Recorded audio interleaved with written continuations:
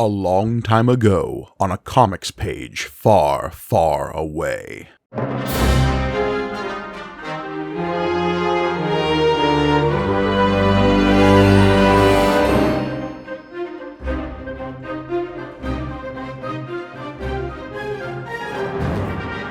Welcome to Panel Up, your monthly pop culture panel. I'm John Campbell. And I am Mike Gargoni. Back again for another month, Gargoni. And this one, I don't know why we didn't immediately think we would be doing this. Because time is a strange flat circle, and we cannot always observe every point upon the infinite horizon of pop culture. I know, sometimes I can't remember if we announced this one last month. I think we might have. Anyway, I like that sometimes, as viewers or listeners might notice, we're wrong about what we're saying we're talking about next month. So take it for a caveat, with a grain of salt. Whatever I say, we're talking about next month. Due to podcast time travel, occasionally we will not have had the conversation about what we're recording in future months. John will announce something, and I go, oh yeah, but also this thing is coming out, a la Fallout. Right, yeah, you get that thing, you're like, oh, yeah, we should talk about that. But this, I think we were both agreed we were going to have to talk about this. Pretty much it was just a matter of when does it end, and we'll put it in that month. And that is X-Men 97 from the fine folks at Disney+. And the newly minted Marvel Television branch of Marvel Studios. Yeah. Well, not newly minted, newly resurrected, I guess? Well, newly synergized. Yeah, there's a whole other conversation to be had. Or Marvel Animation, actually, is what's this Marvel. branch. Yes, Marvel Animation, yes. Which, once again, it's just it's actually very simple. Because the big thing is they just got rid of any tendrils that weren't all connected to the Marvel Studios. Right. Well, there's no more Marvel Television. Yeah, like run by Pearl Mutter. That's just gone. Everything is now under the umbrella of Mr. Feige. There is a rather unfortunate vestigial organ in the form of the Sony Marvel films, but that is neither here nor there. You always know you're in trouble when you see "in association with Marvel" at the front of a movie. You're like, no! If Marvel didn't present it themselves, get out. Get out, the house is on fire. But yeah, get out because it might be Madam Web. Yeah, it might be Madam. God, I don't want to. I will of course talk about X-Men, but I just have to. I don't know if you saw. I saw this headline. There was a statement from one of Sony's executives about how excited they are for Kraven, and it's the biggest piece of bullshit. Because they were talking about they moved it to the holiday season, so we get to spend Christmas with Kraven. Okay, good. Yeah, very Kraven Christmas. A very Kraven Christmas. Oh, that's actually pretty good, John. I'm not gonna lie. I know. Sony can have that. But this Christmas, go hunting. He was discussing why they moved it, and they just go like, we just wanted to give it more runway because we think this is a movie people are going to go back to again and again. And I'm just like, what are you out of your fucking mind? Like, I understand you're like trying to hype up your movie, but don't just like, we all are like, bullshit. Also, the fact that they like are really dancing around the fact that they move this so that Deadpool doesn't just fucking train wreck this movie. Because here's the thing, it's like, dude, you can put out whenever. It's gonna bomb. I don't know what to tell you. Yeah. No, my favorite thing surrounding Sony's Marvel movies is the recent Netflix release of Madam Web. Oh, yeah. I saw it pop up on Netflix the other day. I did see that pop up on there, yeah. The description of the movie on Netflix made me laugh so hard because somebody on Netflix is trolling this film.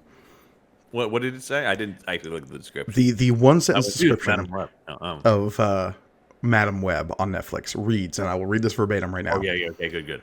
When a rare spider bites constant web while she's pregnant in the Amazon, her daughter becomes one of Marvel Comics' most mysterious superheroes.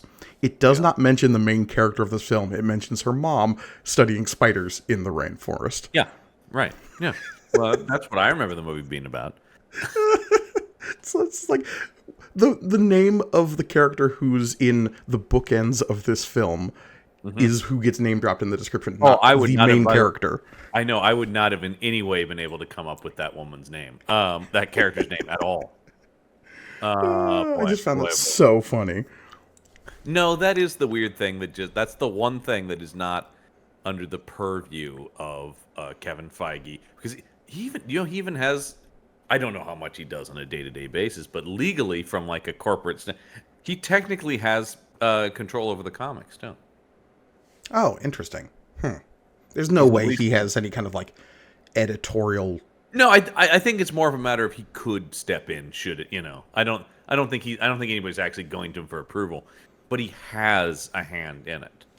Well, and like there were all those rumors swirling about when they made Miss Marvel into a mutant that was a directive from Feige himself, but that's since been debunked at least to one extent or another. Yeah.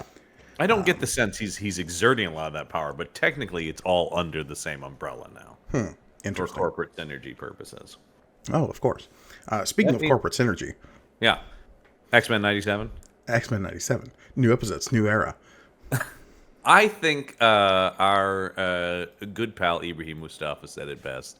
I saw him on Instagram talking about this show, and he did say he goes, in the hellscape of corporate capitalistic business world that we live in, every once in a while they do something for us that's like, that's nice, and that is X-Men 97. Oh, they brought back that show we loved as kids. They did and they didn't, right? That's, I think, what the conversation about this show is going to be mostly, is the fact that this isn't the show from when we were kids. This is what we remember the show from when we were kids. This is nostalgia made manifest. It is. It's sort of. Yeah. It's kind of exactly what I want in a like reboot or, like a sequel or reimagining of something from the past to be. Which is, yes, it is not just the nostalgia of it. It is like, oh wow, yeah, this was, because I will say, my broad stroke, somewhat comedic review is X-Men 97 so good it ruins X-Men 92. To a certain extent, it is like now X-Men 92 seems like shit. And it was there for me. I'll always love X-Men 92. But I will say, going back to it, you are like, oh right, it was made for Fox Kids for 12 cents. Well, and some of those episodes, like, clearly they shopped around to different animation studios to like get the lowest bidder too. Well, because it was that it was no. One of the interesting things I think that they are, the thing that I think is most interesting to look at the two of them is look at them as the sort of bellwether of what the superhero genre is at that time. At that time, it was like fucking X-Men cartoon. That is no one's priority. The big appeal there, of course, was it could sell toys, right? I mean, all those animated shows were about how do we sell toys. Now, Batman was about selling toys, but it was also about cashing in on a major movie franchise too. It is weird to think about, of course, that Batman the Animated Series, for what it became, did start as how do we keep the heat of the Burton movies going. But at the same time, the original X-Men animated series was used as a bellwether, like you say, to try to gauge interest in the larger superhero genre. There's a pretty famous incident, I mean, famous to nerds like us, where they showed the pilot, the Night of the Sentinels, on like prime time on Fox, just to see like how many people were watching at a given time, and they kind of used that as an indicator when making a decision about greenlighting the original X-Men movie in the early 2000s. Because once again, it speaks to not only that speaks to that same thing we're talking about, which is this is no one's priority. So it's like, spend a few bucks on a cartoon. We have no investment in this really, and we can see if there's any interest in this. You remember Batman the Animated Series also aired its pilot in prime time as well. I remember watching that and being like, Batman's on TV. But the original X-Men the Animated Series, I think, is such an encapsulation, though, of our generation of people who got into comic books, not necessarily with comic books as the primary medium, as our, like, infection vector, right? Right. No, yeah, exactly. I mean, we've talked about that many a time on different shows we do. That, like, absolutely, we became superhero nerds because of those cartoon shows. I couldn't read, but I was already knowing all the X-Men and their power set, and and their complex backstories, and I think the original X-Men the Animated Series did such a fantastic job of synthesizing what makes the X-Men such an appealing, I don't know, subgenre within Marvel Comics at large. Because, like, X-Men have always sort of been their own thing. And a big part of that is a lot of the stories that original show pulled from are from the magnum opus that is Claremont's run, right? Oh, I mean, X-Men 92, as we call it now, was definitely did feel like an adaptation of the Claremont run broadly. I mean, obviously, there's bits and pieces from all over, and I think this X-Men 87 does some very similar things. There are storylines in the original in the 92 series that are pulled from comics that were contemporary at the time, at least like within a few years.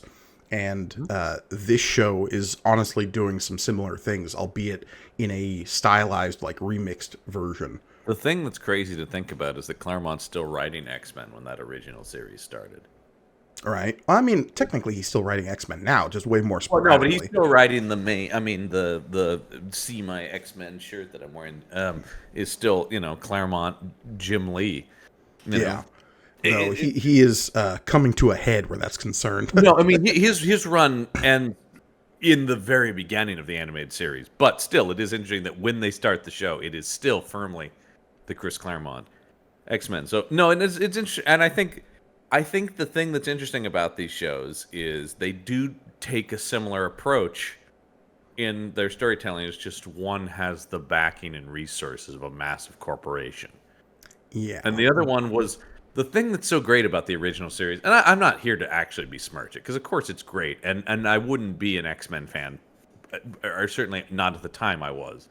Without but it has to be acknowledged and put in its proper place and time, and like you say, the resources and thought that was being put into it. Because the thing I will say about it, from like the corporate standpoint of it as a product, of course, yeah, it's been devalued.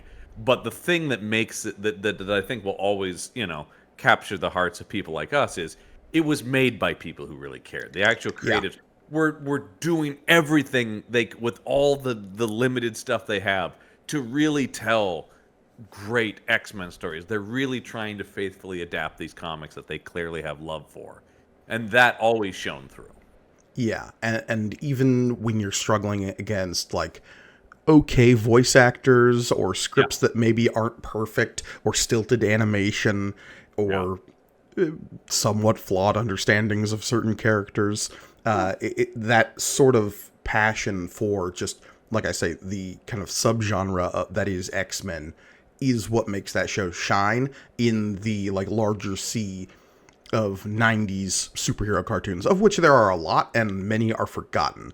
I think, like, X-Men and Spider-Man are obviously, like, top of the heap, at least where the Marvel stuff is concerned. And then on DC side, you have, like, Batman, Superman, and later Justice Batman, League. Superman, they did, because they were, I think the reason, as you're talking about, they're testing the waters with the Marvel stuff. The DC stuff is more proven, so those had more resources. Batman the Animated Series still, and both Batman and Superman, they had money. They had resources. Those are gorgeous. Those are still, you can pick up any episode of those and be like, God damn, that's good stuff. Yeah. There was also a machine there, which is interesting to think about now, because Warner Brothers Animation is basically non-existent almost now. But at the time, Warner Brothers Animation was booming, so they had all these resources that they had a whole studio to make this stuff. Whereas you're talking about X-Men, they were literally jumping from place to place, going, "Can we get a little bit done here? Can we get a little bit done there? How do we go over here?" That nobody really, they didn't have the backing of them. I don't know who made Spider-Man. That feels a little bit more, and I think that came on after X-Men. So I think the success of X-Men probably got some more reasons, because the Spider-Man show is still dated, but it's a little bit cleaner and more consistent in its animation than the X-Men one is. Yeah, and I think that is due to the fact that Spider-Man is ultimately a more popular character. But yeah, they're always going to try on Spider-Man. Yeah, like, Spider-Man is the Marvel character that can get recognized universally. Yeah. But yes, the ones that are forgotten. Remember Iron Man? Remember Fantastic Four? Remember the Hulk? Yeah, I remember. I do remember the Hulk. I watched all of those, man. I recently rewatched all of them, and boy, some of them, like, some of the X-Men 92 stuff is shaky. Some of the, like, Iron Man, Hulk, Fantastic Four stuff is just plain bad. Yeah, I think the Spider-Man stuff mostly holds up, but that stuff, yeah, I would. The Spider-Man stuff, that is also something I did a rewatch of within the last couple of years. It's mostly pretty good. There are definitely some times where you're just like, okay, this is maybe not like a filler episode, but like one they had to try less hard on.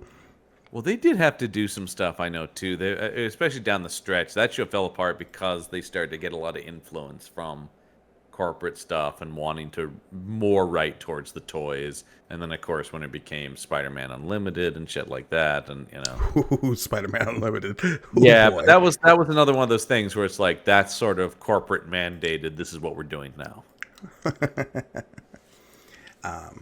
But yeah, And X-Men 97 is, like I said, I feel like it is the show that we think we remember when we think back on X-Men yes, 92, if we don't overanalyze it with a modern sensibility. correct. It And I think is, that's the thing that I love about it. It is that, as opposed to, it is not the gritty reboot though. It's not inconsistent or somehow not of a piece with the 90s show, but it is uh evolved, if you will. yeah, but it's also not just the thing you remember limping along into the present day. We see so many of these legacy Right. sequels, and I'm going to speak to something that I know you've watched all of. For the life of me, I can't tell you why, but like something like Fuller House. Oh, well, yeah, even I can't explain myself.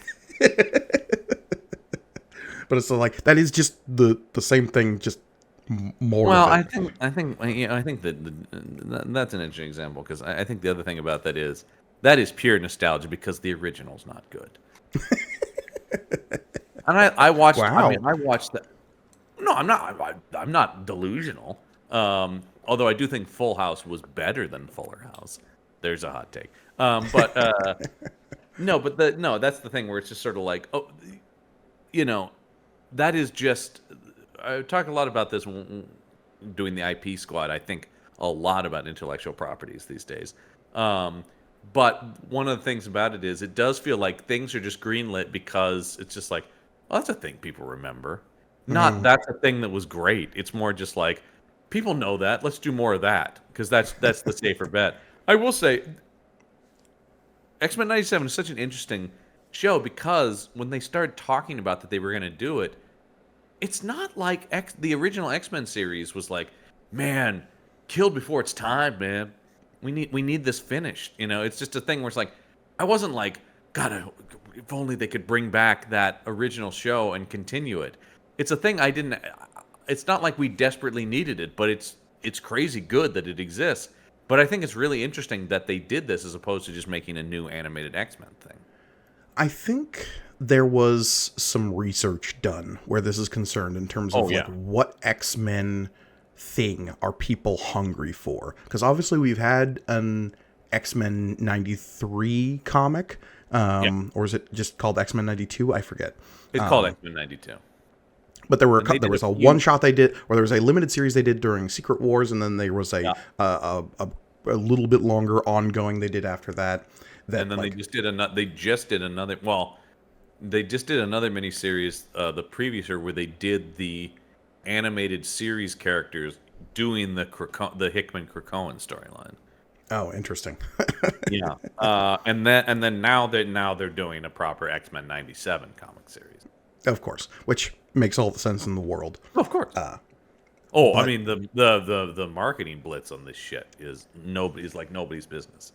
I think it is not surprising, to me at least, that X-Men 97 is the route you go, because what this particular lineup represents is like a platonic ideal of X-Men, Yeah. as opposed to, even as much as we like some of the more recent X-Men movies or dislike them, they are an eclectic, strange amalgamation of different, like, ideas of what the X-Men are from the movies versus ideas of what X-Men are from the comics, and it never quite settles on anything beyond the Professor X, Magneto, Mystique dynamic that the movies themselves create that isn't really from any source material.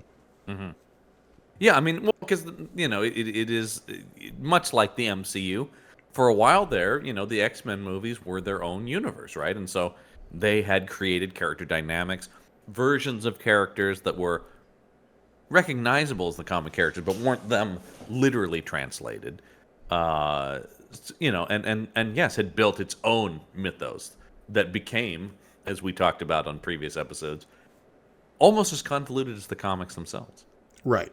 But weren't necessarily as recognizable to fans of the comics, right? Like, obviously we can see where the adaptation springs from and like the course it goes, but like if we're thinking Professor X in our head, the first thing we think is some kind of amalgamation of Patrick Stewart and the big yellow chair, right? Like when he showed up in Multiverse of Madness, people our age are going, that's my Professor X. There it is right there. Correct. Perfect.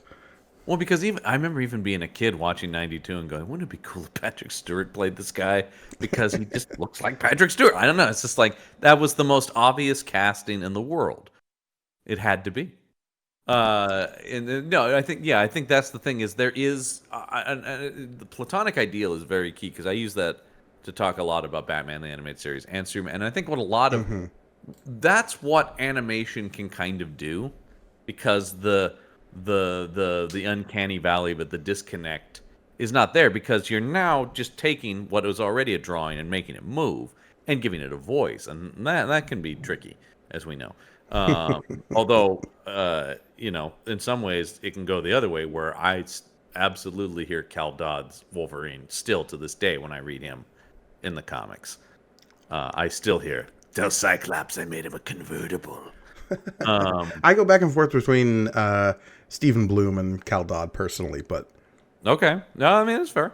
I've just played enough video games and watched enough things with him as Wolverine at this point that voice is also in there. But it's an interesting, and I mean, and of course, Conroy and Hamill just are the Batman. Yeah, Joke. there's no right. Yeah. I mean that there. So it's interesting how all of this stuff, when we're looking at these as multimedia properties, how they all sort of ebb and flow with each other. But yes, there is some kind of platonic ideal to the best of the 90s animated shows. And I think it cemented an idea of what the X-Men are in fans who, let's be honest, are in the target demographic of like 18 to 40 white male. Let's be perfectly honest about this. Like the things that the demo that they're going for in terms of selling all this stuff. Well, the people who buy shit, right? I mean, that's always the reason that demo exists is because when they run their figures, they're like, who is spending money on the stuff we sell? These people. John, are there new X-Men 97 Hot Toys that you're already eyeballing? I don't have any. No, not Hot Toys, but definitely I already have. I think I have 4 of the Marvel Legends figures. All right.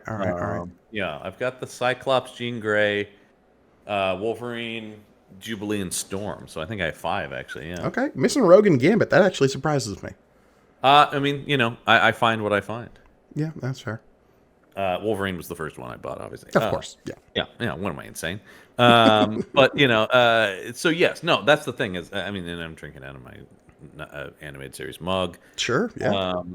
Like yes, and I think actually I did notice there was a lot of animated series merchandise in the probably year before the show of the old stuff, which like where the mug came from, things like that.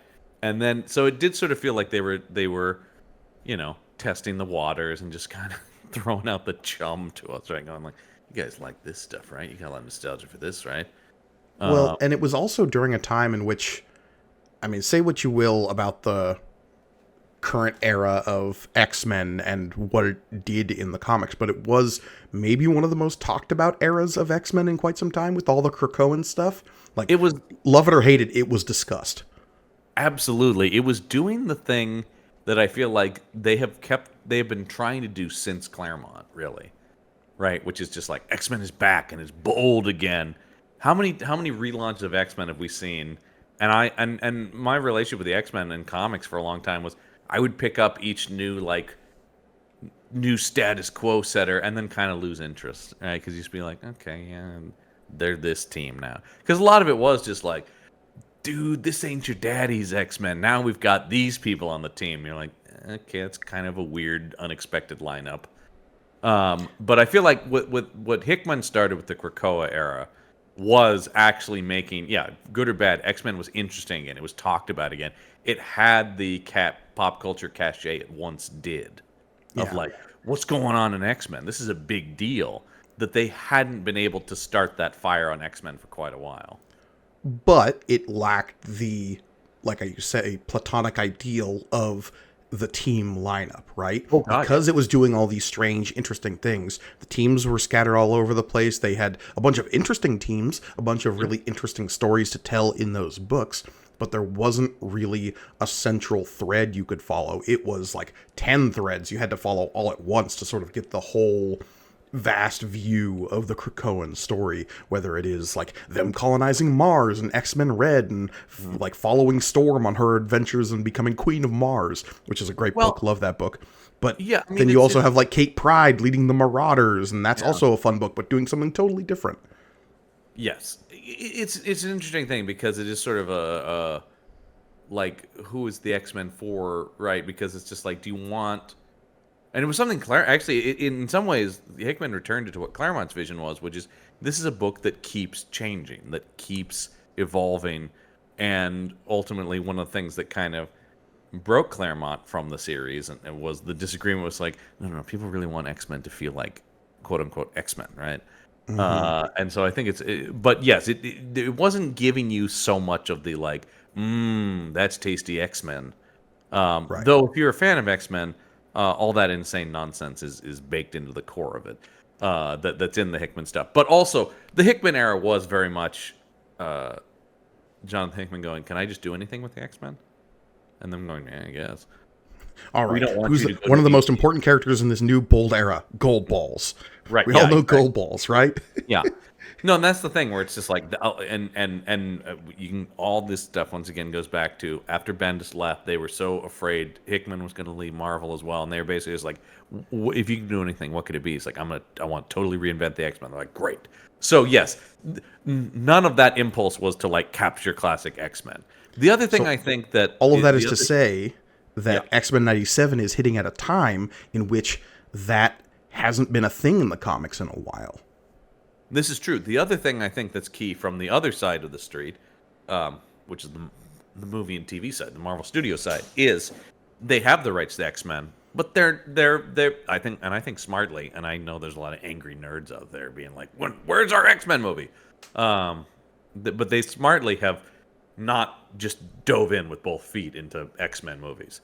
So I think the other thing is this is also a nice thing of what can we do with X-Men that will get people excited, but isn't our stab at the X-Men yet. Yeah. But maybe is testing the waters for what is it about X-Men that excites people and finding out which dynamics are what people want, which are the ones people lean away from. We've done a half-hour preamble without actually talking about this show because I think there is a lot of like weird balancing act that comes with releasing X-Men 97 in the shape it takes as we've received it. Well, it's because while it does seem like just a pure nostalgia play, there's a lot going into this. Well, because I think the difference is like that thinking is kind of similar to what they were doing with the original show in the 90s. The only difference is they don't phone this in, right? They do give it resources. They do treat it big, and they've been rewarded for that because this has been very successful for them. And the merch sales and all the stuff, like they have successfully built a pop culture like maybe not phenomenon, but like impact, right? With this, where it's like, yo, you got to see, did you see the new episode? Oh, can you believe that happened? Like this is at least from a comic book store water cooler sort of series. Absolutely. I mean, look, I would have people at my job regularly come up to me just saying, hey, have you seen the new episode of 97? I'm like, oh yeah, I did. And it's like, who's that big bald guy in the sky above Genosha in episode 5? I'm like, well, let me tell you about Uatu the Watcher and why he's important. Yeah.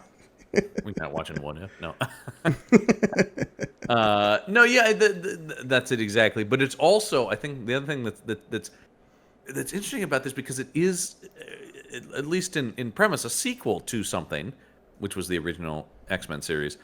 It's also disconnected from the MCU proper, Yes. right? So I think there's also that's what the weird. I had an argument, and I don't even think he will mind, because no surprise who I was having an argument with. Friend of the show, Brendan Jones. But literally, we were at a thing for our other job, doing the Tesla City Stories, TeslaCityStories.com. Make sure you go check that out. But we were at a record for the podcast version of that, and one of the other cast members goes, "Oh, do you think you could watch X-Men '97 without having seen the X-Men, the original, all of the '90s show?"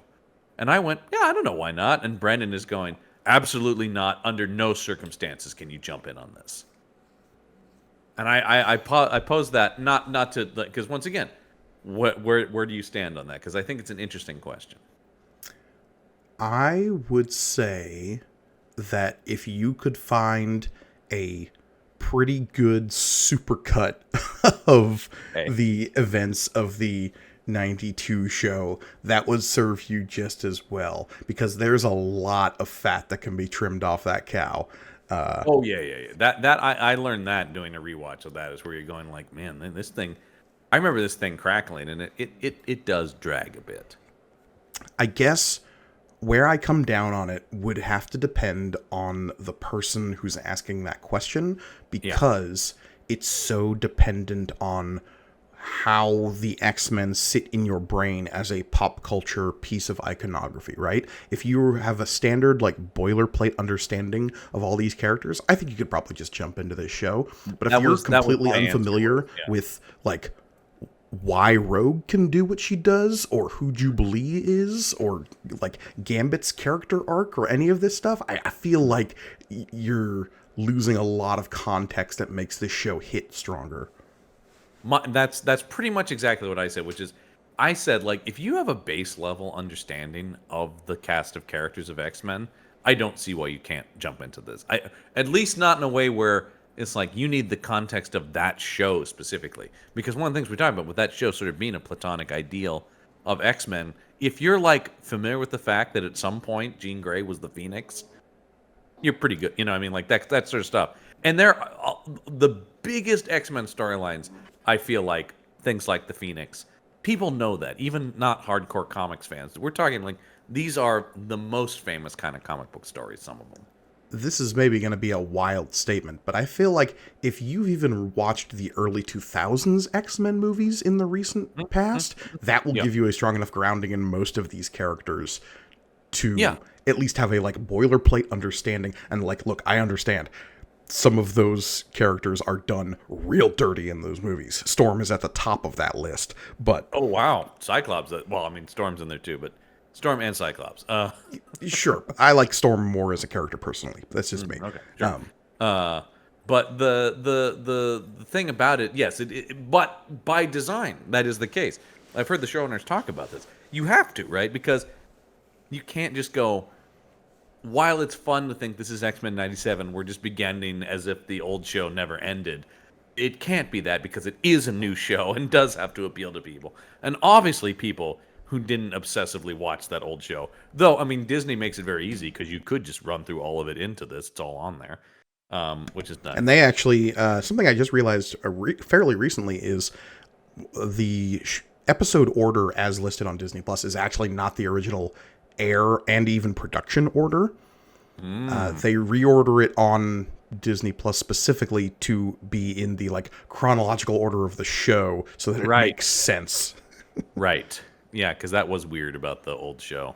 But what that will also mean is there will be occasions in, like, middle of season 3 that was actually like a season 4 or 5 episode. Right. So the production value will dip radically because the Yeah. show was running out of money. Right. But the events now take place in a logical order. Yes. But so I think that's the thing, though, where it's just like they wouldn't make this show in a way where that was so contingent, because that would be a bad financial decision. Yeah, and it's one of those things where obviously you have a lot of nostalgia for the original and you have a lot of love of these characters, but Yeah. asking people to basically watch 4 seasons of a show before coming into the new shiny thing is not really a reasonable ask in And today's media environment. something I did say to this person as well, that was asking this, was I said, if you start watching 97, you're going to have a real hard time going back to 92. That's the thing, right? It's Yeah. like watching next gen Star Yeah. Trek and then going back to the original series. Like Right. you've already seen the evolved form of this thing. Not to say that the original series is bad, but it like there's a charm to it that you have to put in its time and place. I mean, it is very similar. That's a great comparison because it is just like the ideas were there, the resources weren't. Yeah. Yeah. And so you do have to go into this. It's the same thing I say about like my love of classic cinema too, where you just go like, you can have to accept that like, yeah, the rear projection driving looks like shit. Like it just is. You have to almost view it like a play or something like that. We talk Yeah. about this with Doctor Who as well, right? You go like, some of it looks like black box theater. It just you have to go in knowing that, and you don't have to watch it. You don't want to, but if you do, you don't want to bash on something just for being what it is. I mean, it's just like, well, they had the resources they had. Yeah, it's a product of its time. And like it is like you say, the creators of that show were trying so hard to make something good and something that synthesized what they loved about X-Men with the limited resources they had. What 97 does is cranks their resources up to 11 and brings in everything you loved about that show and what you think it is in the back of your mind and brings it to the forefront in terms of all the soap opera messiness, all of the like synthesizing of storylines, and all of the like panoply of characters that you can point at the screen and go, oh, I know that guy. That's another key difference in it too, right? Is one was a Saturday morning cartoon show that was ostensibly made for children. Yeah, it was made for kids. It was on a It was networking block called Fox Kids. Fox Kids, man. With who could forget that, and Life with Louie, and Bobby's World. I love that they were just it's a weird block of television if you think about it. They were all cartoons, but it's like some are like sitcoms, some were superhero action shows. Hey, It's a that's weird where I one. got some of my earliest anime too. Digimon was on that block. That's right. That's sort of that came in near the end of it, right? I think Kind of in the middle. okay, because I in my think memory, it was Fox sort of Kids like, and like Kids WB went longer than the two of us actually like really no, it's true, understand. but I'm saying I guess maybe it is in the middle, but it's like I remember Digimon sort of coming in at the like once Warner Brothers like we can just do our own fucking network. So Batman, he's coming with us over here. Yeah, but Kids WB had Pokemon. That's true, and that was big for. I think that's actually what the response to was. Kids W get Pokemon, and Fox like shit. We need a Mon show. But but I think the thing I'm saying is the big difference is those were made. We got to fill Saturday morning programming really, and we're gonna sell toys. This is now made as a streaming series that is designed to be watched in a much different capacity. So the approach to storytelling, the kinds of writing, the length of the episodes, ebbs and flows. There's just there's so much less like things you have to do. They're freed of a lot of the shackles that are like network television, and particularly kids network television. That was really weird because it's something I have been going through very slowly because you watch some of it and your brain starts to melt. Is Power Rangers, but I've been dipping in and out watching some episodes here and there. Those are like 18-minute episodes of television. It is amazing how much it was like. Jesus, this really was just something to put around commercials they were bombarding me with. Well, and look, especially those early seasons, like how callously those were actually put together by the Saban company. Yeah. Like they were pure cash grabs. Oh, absolutely, absolutely. The I love in the first season when they run out of Japanese footage is one of my favorite things, but they want to make more episodes because it's a hit. So there's a lot of just like, man, they're really not wearing their costumes this week, and wow, it's like How come they never called Zords? It's very funny. Anyway, though, that is the thing about this, though, is this is also just made for a different kind of television. Yeah. And I think it really benefits from that because it is trying to get people back in the vibe of X-Men, right? And so because it's unshackled by the weird like Comics Code Authority edition 2 that was like early kids television programming standards, we're freed of things like, well, Wolverine can only fight robots, or like Right.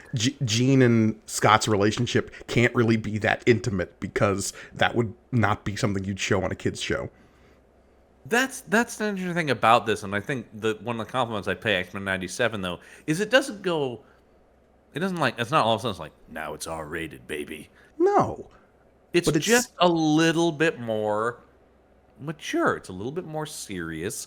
It's a little bit more. The stakes are real in a way that they always kind of had to play fast and loose with in the '90s show because they got away with a lot. And I mean, really the '90s show was amazing that they were able to do as much as they did. The ongoing plots, the taking 5 episodes to do the Dark Phoenix saga and stuff like that.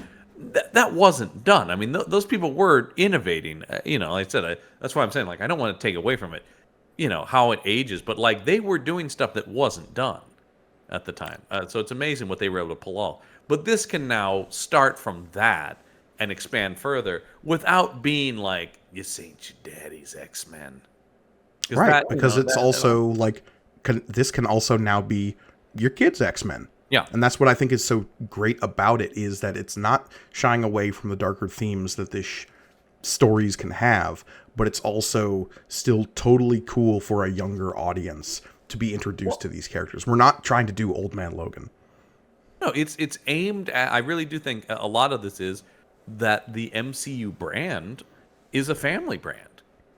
And so I think this is consistent with the vibe you get from the same tone and maturity level and intensity of MCU movies that you take your kids to go see. If Totally. anything, I think one of the things we've learned is kids can handle more of that stuff than we used to. We used to be hyper protective of them, and not that I mean they're still the crazy. Won't somebody please think of the children people? But Sure, but to the point where like, oh well, we can't have Morbius bite people, so let's give him weird little hand suckers that he can like draw plasma out of people with in the we're away Spider-Man from show. that, where it's like, okay, Wolverine can stab a guy, like you don't have to like, he doesn't have to rip his guts out, but but he, we can take this seriously. Death is on the table. At least the illusion of sex is around. Well, the fact that like we start with one of our main characters is pregnant. Yeah. And like childbirth is a thing that's shown in this show, and while it's not like graphic, it's still like something that just wouldn't be in a kid's show. Yeah. By the way, maybe the biggest laugh I had in the whole show is when Jean goes into labor and says he's coming, and Wolverine pops his claws and goes, "Apocalypse." No, the baby. Yeah, yeah, that it's really very made me good. And just the look on Logan's face when he goes, "Oh." Yeah, oh, wait a minute. Yeah, that's just so well constructed. Just like you go into labor, probably the last X-Men you want to be there is Wolverine. Like that's the last guy who can do anything about a baby is coming. Well, and that is part of what people love about the X-Men, is the soap opera nature of it. It's just like, Magneto's on trial and I'm having a baby. The soap opera nature of it, and I think that comes with the soap opera as well, is the ensemble nature of it, and that is something that is hard to do in feature film. When we talk about, and I get it, I totally understand the like so and so was done dirty in an X-Men movie. It's like it's very hard not to do some of the characters dirty, because you can't have 20 main characters in a movie. It's just hard. X-Men is hard to turn into a feature film. It has to ultimately. So that's why you do get like the original movies are really the Wolverine movies, and then the reboot series really is the Magneto, Professor Xavier Mystique series, because that's kind of what movies can contain. Yeah, and so I think one of the things that also works about this as a show is it's an ongoing story that has, especially now in a streaming era where they're now able to make full 30-minute episodes of the show and craft these stories, everybody can get served a little better. Yeah. The X-Men is a big, messy family drama. That Right. is what it is at its core, I think. Oh, yeah. And it's a found family, obviously. Some of the people are blood related, but more often than not, it's about the people we choose to surround ourselves with because we're all fellow outcasts in some way. That's The always the thing, yeah. potent central mutant metaphor that can be a replacement for any kind of marginalized group at this point. Obviously, like, civil rights was a big thing when they were originally being written. Later, it would turn to, like, LGBTQ metaphors and, like, name your marginalized group, and it can be used, at least in part, as, like, the mutant metaphor to one degree or another. Well, that's the thing that's great about it, right? And that's why it will always be popular, because there will always be whoever you are, you can find some part of you that feels othered, right? And can connect to the mutant metaphor. It's a thing where I don't even think, Stan Lee and Jack Kirby and stuff realized what an incredible thing they created, really. Like, that it's, once again, it can run forever because the idea of being othered and outcast from society will never not be relevant. Right. As sad as that statement is. But Yeah, I mean, it could. Well, because the other thing is too, it's about perception, right? Whether or not you even actually are persecuted by society, everyone has felt that at the very least. And that is where this show really knocked at least my socks off in the first couple of episodes, is how hard it goes at that through a modern lens and with modern storytelling and, like, dialogue that is exceptionally on the nose. Like, it's not trying to be subtle about Right. this sort of Well, metaphor. X-Men isn't ever subtle. No, I know. Yeah. But a lot of the discourse we see online these days, not necessarily around this show, though there was a little bit of it, is like this whole right versus left, woke versus ignorant kind of, like, cultural backlash between people who think that there is some kind of agenda of, like, conspiratorial replacement of the standard white protagonist with name your random person of color and or other gender that you Right. are not. Right. As insane as it sounds, it turns out there are certain people that get angry about the fact that if they can't immediately see themselves as an idealized version of a main character, they cannot in any way empathize with that character then. Well, and then of course then there's just an echo chamber around that is the narrative they're being sold as well. I mean, because unfortunately that's what a lot of discourse in the quote unquote nerd community or fandom community does, which is too bad. But it's very easy for mass media properties to sort of skirt those issues without really talking about them and not really addressing them, while sort of like playing with the ideal of marginalization, right? It's pretty easy, especially like Disney and like the huge media around like Star Wars and Marvel properties, to just like, okay, we're gonna have a diverse cast, but also, like, our main characters are usually gonna be like staunch, chiseled-jawed white guys like Chris Evans. No offense to Chris Evans, love the guy, but like, that's gonna be a poster boy. Sure. And this show goes head on at, like, talking about these issues in a way that is not subtle. It is very X-Men, and it is very much in conflict with a lot of the discourse happening around very loud trolls online, and I love it for that. I think that when you talk about it, it's very X-Men, right? It is baked into the core. If there's one, property that can do that in a non-subtle way, it is X-Men, because it is inherently about intolerance, right? I mean, like, and the effects of that. So yeah, it almost. I'm not taking this away from it by any means, but when you talk about knocking your socks off, it's more just like my reaction was more just like, of course, I would have been disappointed if X-Men hadn't talked about this. I guess the real big one for me was the second episode, right? The trial of Magneto, and what's the actual episode called? It's called Mutant Liberation Begins. Spoiler alert for X-Men 97. Obviously, we've been talking about the preamble of the show for like 40 minutes, so we clearly love it. But yeah, watch it.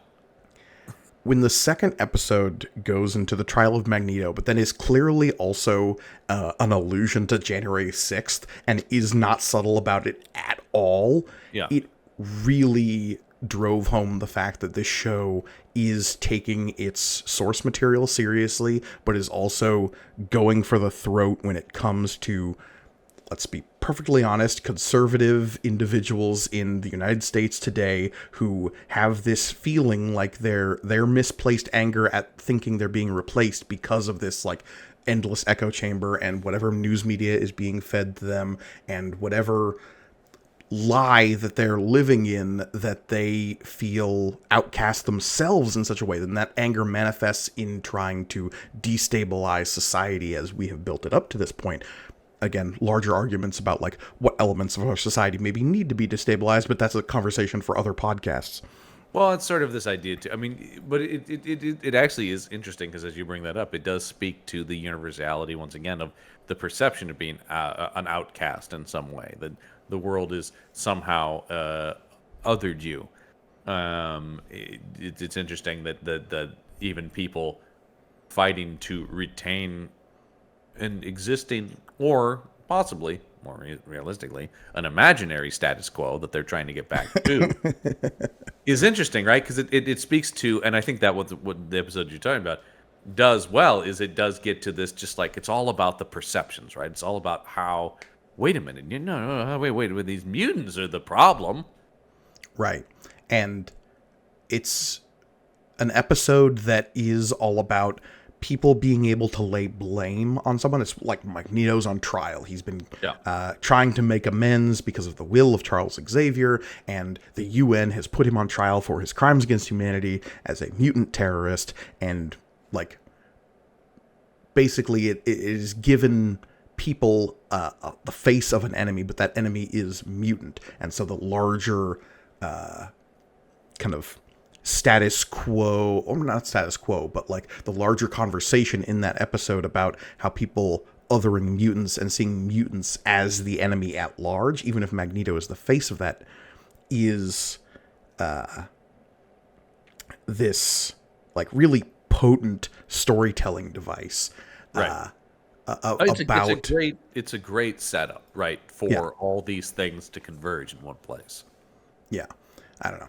It really got me in terms of like, oh, this show isn't fucking around, and it has that. It got me on board.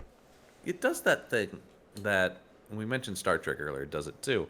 That really good science fiction can be blunter than something that is set in the real world or something like that, because it's so silly to think about, but it's really powerful.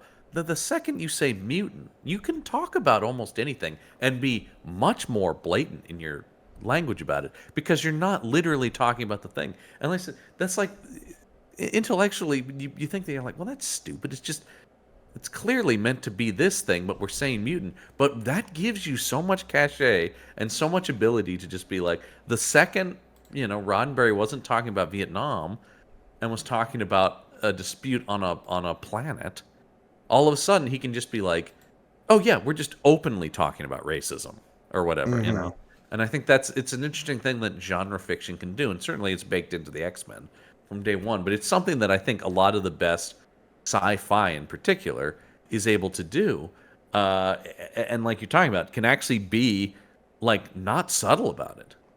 Yeah, but as long as they say mutant, what? This isn't political.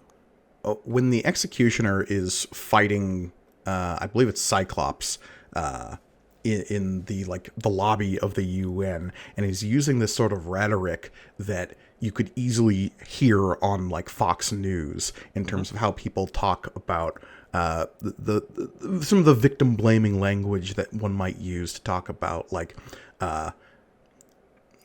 name your persecuted group in the United States, whether it be like trans individuals or people of color or what have you.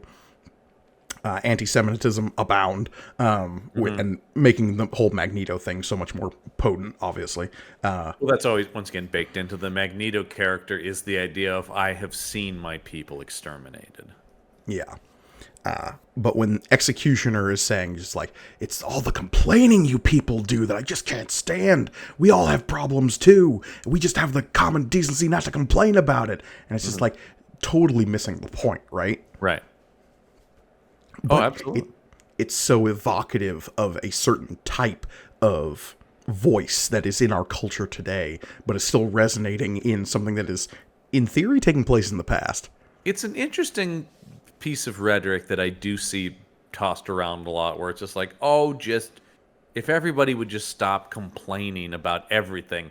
And it's this whole thing where people try to put the problem is everyone, and that's the problem. And it's like, okay. It's like, what happens that always boils down to, can't we just do nothing?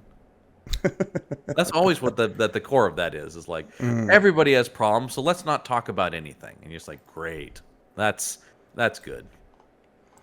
I mean, obviously, you have Magneto-splaining all over the first few episodes of the show. If you're a Magneto fan, there's so much amazing, and I am. I love Magneto.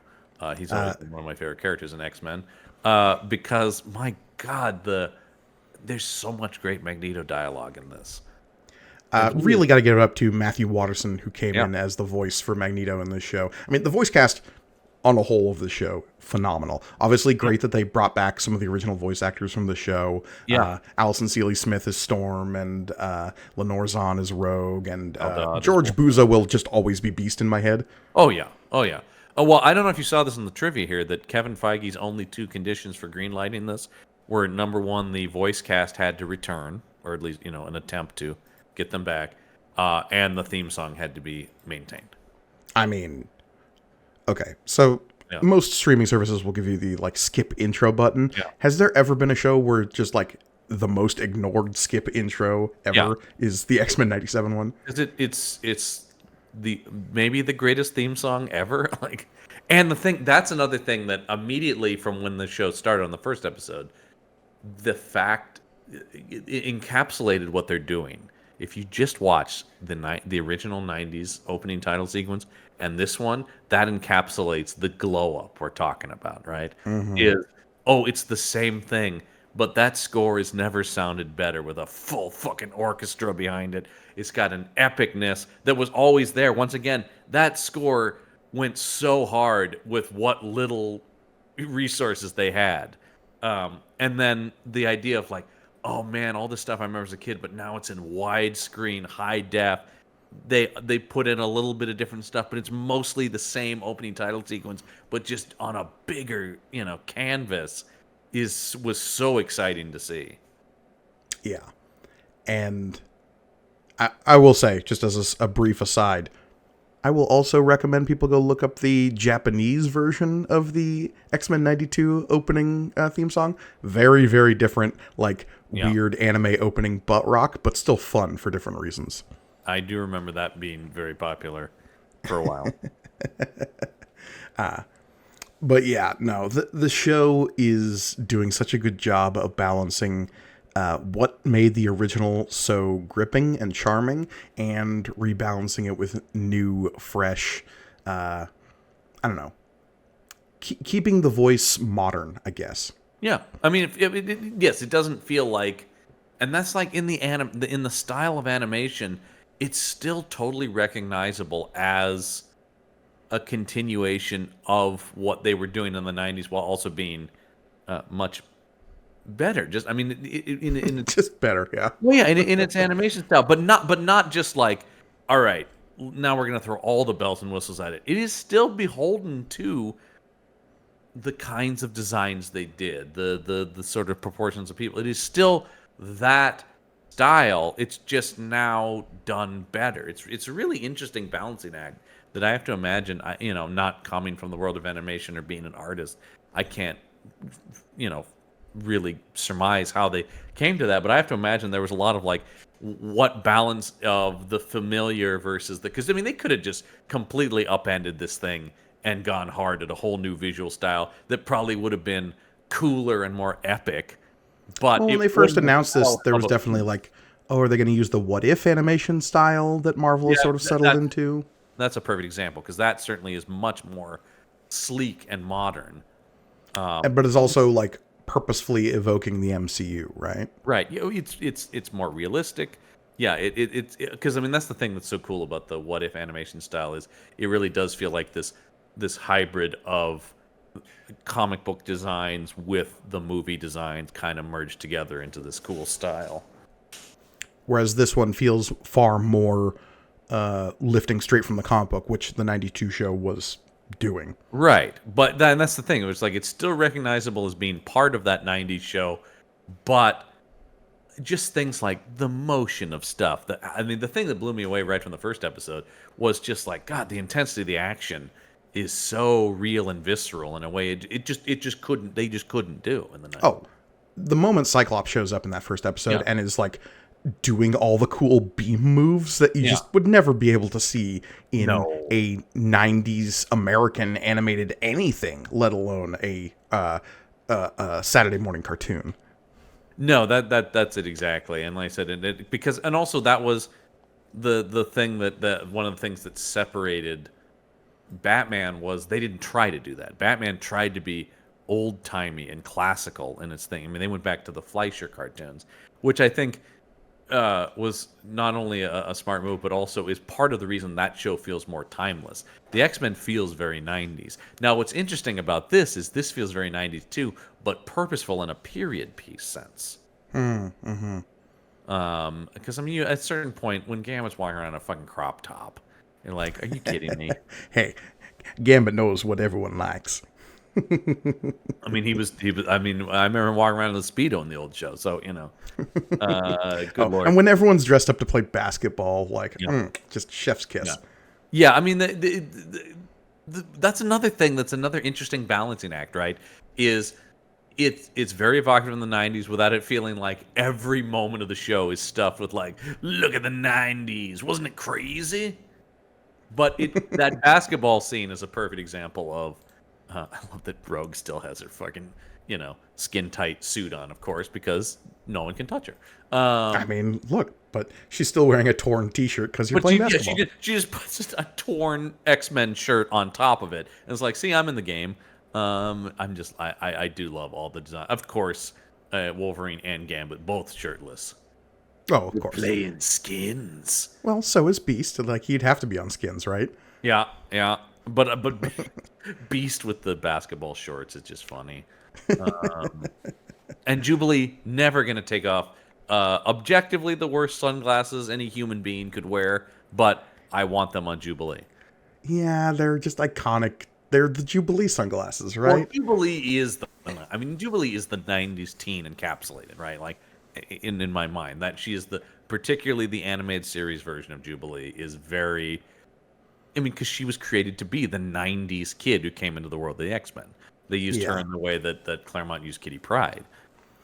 Something that I really loved about this show is this, I'm not going to say redemption, but like one of the most annoying parts of the 92 show is Jubilee, right? Like, especially going back and rewatching it now as a mid-30s adult man, I'm just like, ugh, get this kid out of here. Yeah, yeah. I do have a similar reaction where I don't remember having a problem with her as a kid, but now I'm like, oh my god, every time she opens her mouth.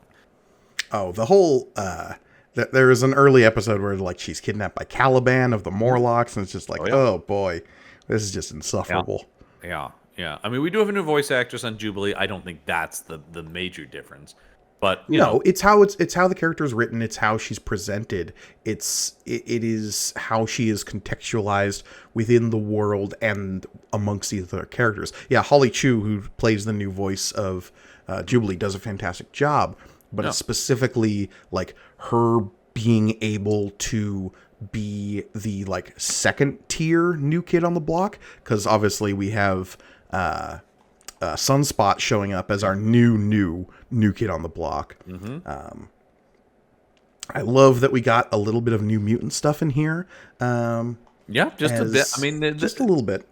You were talking about that because you were saying you kept a list of things that you were keeping a list of things they drew inspiration from, and that is, and we were talking about this just before we started recording. This show does do that thing that the MCU has done so well, and I think the best superhero stuff is done, which is it just borrows bits and pieces from all these different comics and then sort of rearranges them. Okay, we're going to use this as sort of our broad story arc, but then we're going to borrow from this and that. Because, I mean, you'd almost be foolish not to, right? When you have decades and decades of stories about characters, you can't just start going, all right, we're going to start from story one.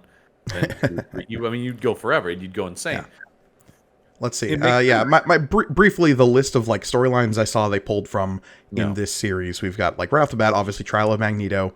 Yeah. A little disappointed they didn't have like, well, I was reconstituted as a baby, so I'm not valid as I committed these crimes. I have no disappointment about that. Good call. Obviously, episode 3 is largely inspired by the Inferno storyline with Madeline Pryor. I think the show did a great job of like remixing all the Madeline Pryor stuff to make Scott a little bit less of a bastard. Oh yeah. Oh, by the way, across the board, Cyclops really well represented this season. Oh yeah. I mean, look, they actually like gave him a character arc. His Cyclops is hard, and I think because he is the goody of it, right? He can be, much like Superman. He is deceptively tricky to write, and a lot of people end up sidelining him because it's like, I don't know how to approach that guy. Well, he becomes an infinitely more interesting character the moment you remove Charles Xavier from the picture, right? Well, that gave him a whole emotional arc in this, right? I now have to carry on the legacy of my mentor. Now everybody is looking to me. Am I good enough? Yeah, and immediate. It's always the thing about characters like Cyclops or Superman when people talk about, I don't know how to write these characters. They're boring, and you're like, they're not. You just gotta do a thing like that. They're still characters, right? So you go like, because one of the big mistakes we've seen made constantly is to make them bad. People love to go like, yeah, Cyclops is a bastard now, man. That's right. He's edgy now, and you're like, well, that's robbing the character of his core.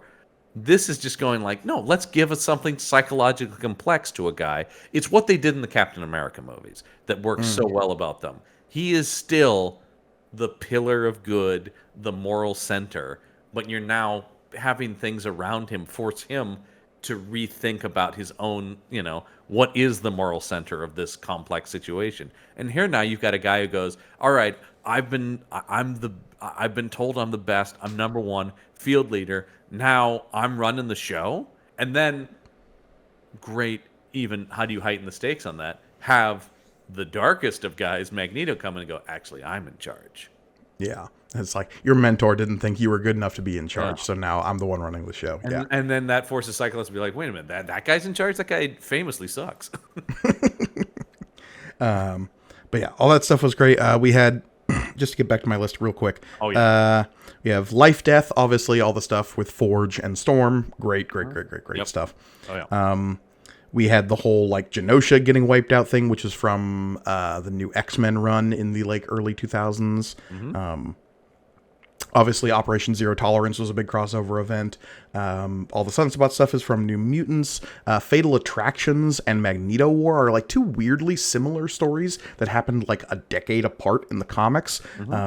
Fatal Attractions is where Wolverine got the adamantium sucked out of his bones by Magneto. And Magneto War is like where weirdly, so this show does a weird remix. So in the comics, Magneto War is where Magneto like destabilizes the magnetic field of the planet and like tries to force the UN to recognize mutants as like a particular nation state. And so the UN gives him the nation of Genosha to run, which eventually leads to the whole Super Sentinel thing genociding Genosha. Though in the comics, that's Cassandra Nova's plan, not Bastion's. Well, I mean, whatever we're remixing. But no, but so it's an interesting like carousel of how they treated these stories. Once again, when you see them pulling from the history of all this stuff, right, is the idea of them going, well, this is kind of similar to this, so if we kind of put them together and make them one story, even though they're 10 years apart in the comics that you're talking about or whatever, that's really smart, when you're just digging through all this stuff. I mean, but in the original 92 show, they also did Fatal Attractions more legitimately, because in the comic version of that crossover event, you have the character Fabian Cortez, famously huge douchebag. Not great. No, very, very bad, not good.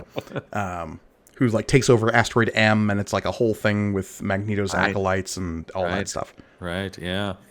I have the epic collection of that, yeah. And it eventually leads to, what's Joseph Steele? I know. He's like a Magneto clone, right? Who shows up, but for the longest time they think he's like a de-aged Magneto. Yes, yeah. And there was a brief hint of that at the end of this show, actually, when they say like, there might be somebody in South America who's called Magneto's Second Coming. I'm like, they fucking gonna do Joseph? Hey, they might, man. I mean, once again, they're sort of taking their lessons from the MCU there, where it's like, just drop a seed and pick it up if we want to. But then Joseph figures out that he's not Magneto during Magneto War, I think, is the thing in the comics. I think because that's when Magneto shows back up and is like, I declare war on humanity because I'm Magneto. The thing I'm bad with is the order of these things. Yeah. A lot of the time, right? It's the timing of them. It's like, I remember that crazy broad issue. Now, was that before or after Age of Apocalypse? Yeah. Oh, the fact that this show hasn't really even touched Age of Apocalypse, like even in the 92 show, like there's some of it, but not like they don't really. They lean more into like the post-apocalypse, like that the Ascani future that Cable comes from, not really the Age of Apocalypse. Yeah, but we're gonna get there, right? Oh, I mean, I feel like that's what season 2 of this show is all about, yeah, right? That's what I'm saying. It's like the end of this totally made me go, like, the next season is Age of Apocalypse, which is awesome. Of course. I mean, I don't know if it's going to be Age of Apocalypse. It might. Maybe, it will be borrowing from pieces. Because Age of Apocalypse is specifically like an alternate present in which Apocalypse is in control. They will, but I mean, I definitely think that Age of Apocalypse will be a big thing that they will borrow from. Because, like I said, they're not directly adapting any of this. Really, not really. I mean, once again, it's that thing that a lot of the Marvel movies do, where it's like Captain America: Civil War isn't the Civil War comic. It is getting at that's the core of this story, and then we're sort of building a new thing around it by borrowing elements from this, and this. Sure. Yeah. And I think because even like the Genosha stuff in this season is like clearly inspired by the more recent Krakoan era stuff. Right, but it's not that stuff, and they could still end up doing a Krakoan era storyline that uses that as its spine, but then finds a new way to rejigger it and stuff, right?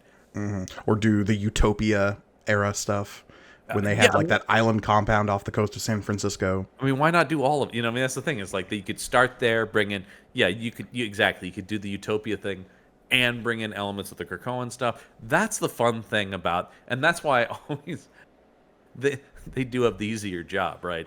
These people, the people who make the TV and movies, because they have all that stuff to base off of. Comic book people have to go like, that's already been done. We have to come up with new stuff. I always think that it's like, I would much rather write movies or TV about superheroes than new comics about any of these iconic heroes, because I can always just go, I'll borrow a little bit of this and that and then put like that. The job is well, there's a lot of stuff. You have a lot of resources to pull from. It's the magic trick of any adaptation, right? That you're basically allowed to write the second draft of something. And it is always that thing. And I remember Kirkman talking about this when he did Walking Dead, that he literally got to write the second draft of his own story with the TV show. And it's like, ooh, cutting off Rick's hand in the comic was actually a huge mistake, so don't do that in the show. I actually learned that really was cool in the moment. Yeah, but he's, that is very much true. You always have that, especially for something like this, where you're talking about this massive pool of stories. It's not like it's one book and you have to one-to-one go. No.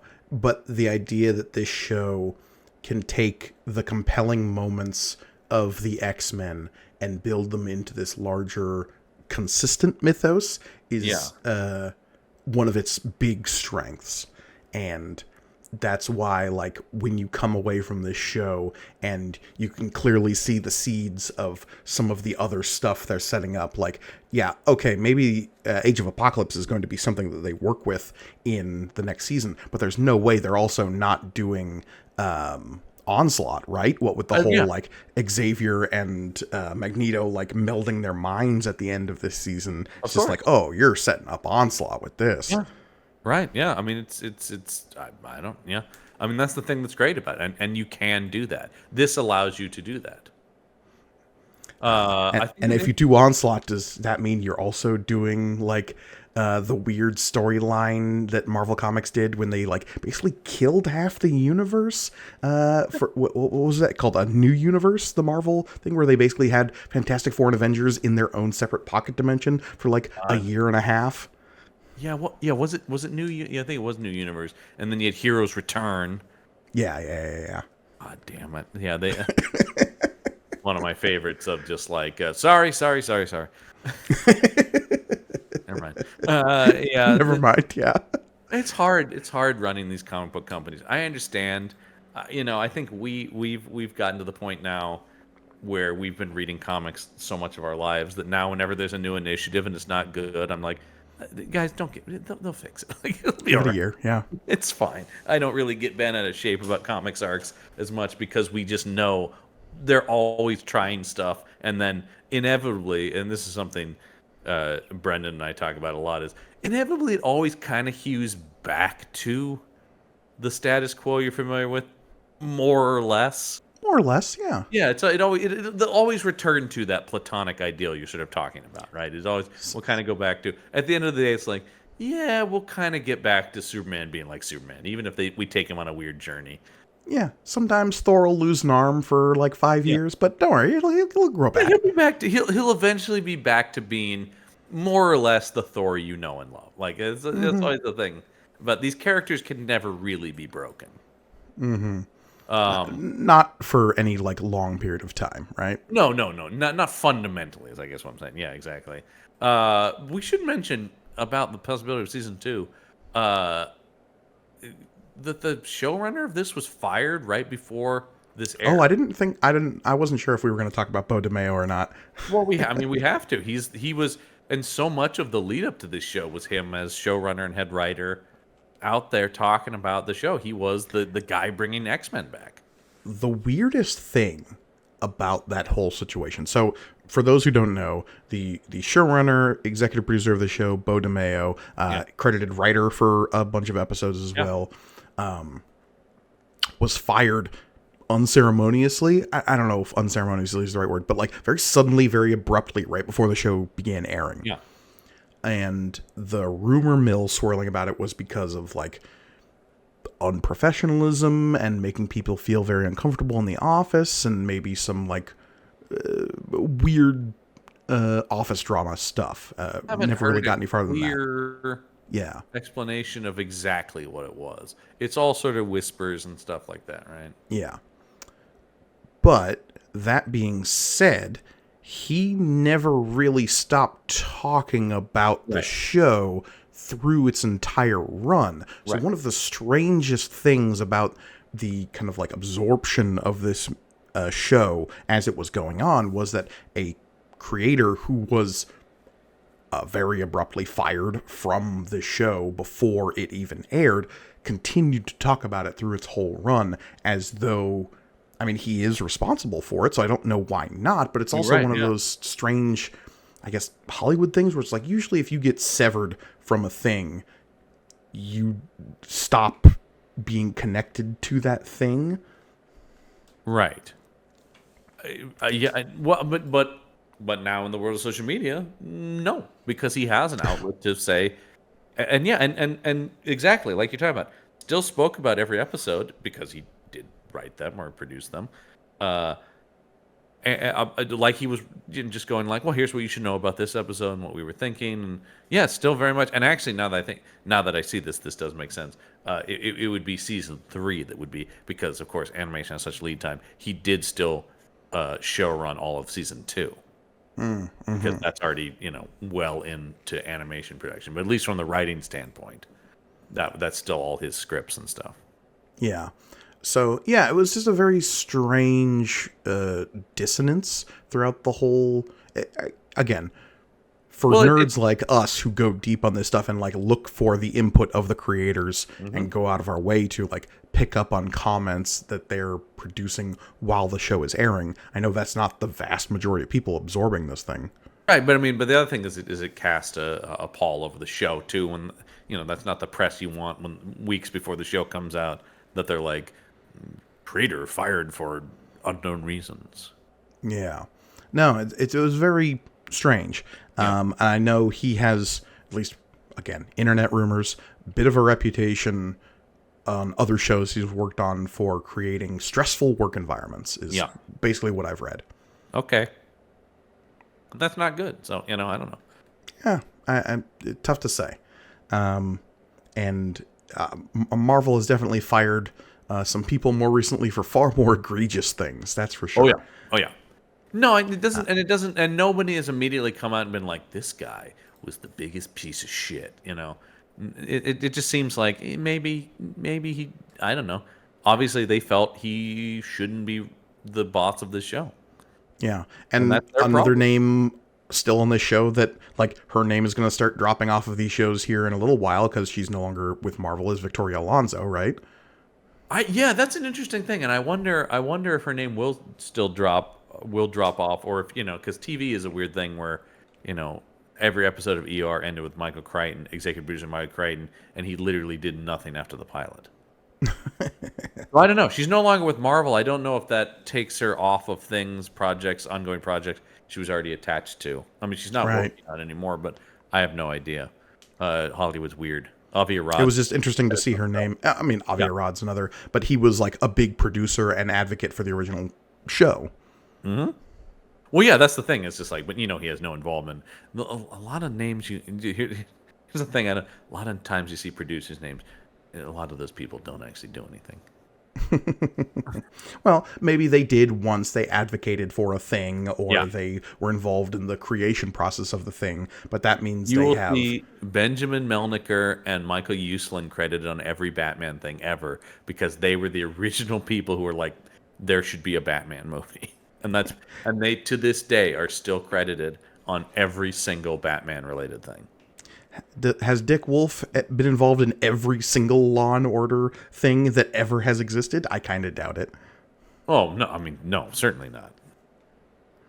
Now I like So, that even when he gets his created by on some of the new shows, it's like, I came up with the story for the pilot. There should be cops. there should be cops. They Yeah. should solve a mystery. It Yeah. should take place in this city or involve this sort of crime.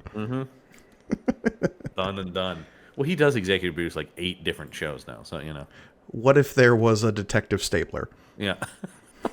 Oh, thank God there is all I'm saying. He's keeping the streets of New York safe, man. Yeah. Yeah, but so anyway, yeah, that is sort of a weird thing about this, of course. But I don't think we'll really see the effects of that until a potential third season. 'Cause it's If still there gonna- even are any effects of that. I mean, who knows? Yeah, I'm just saying, like, but into next season will still be the creative, vision of Bo DeMeo for the most part, at least from the With writing standpoint.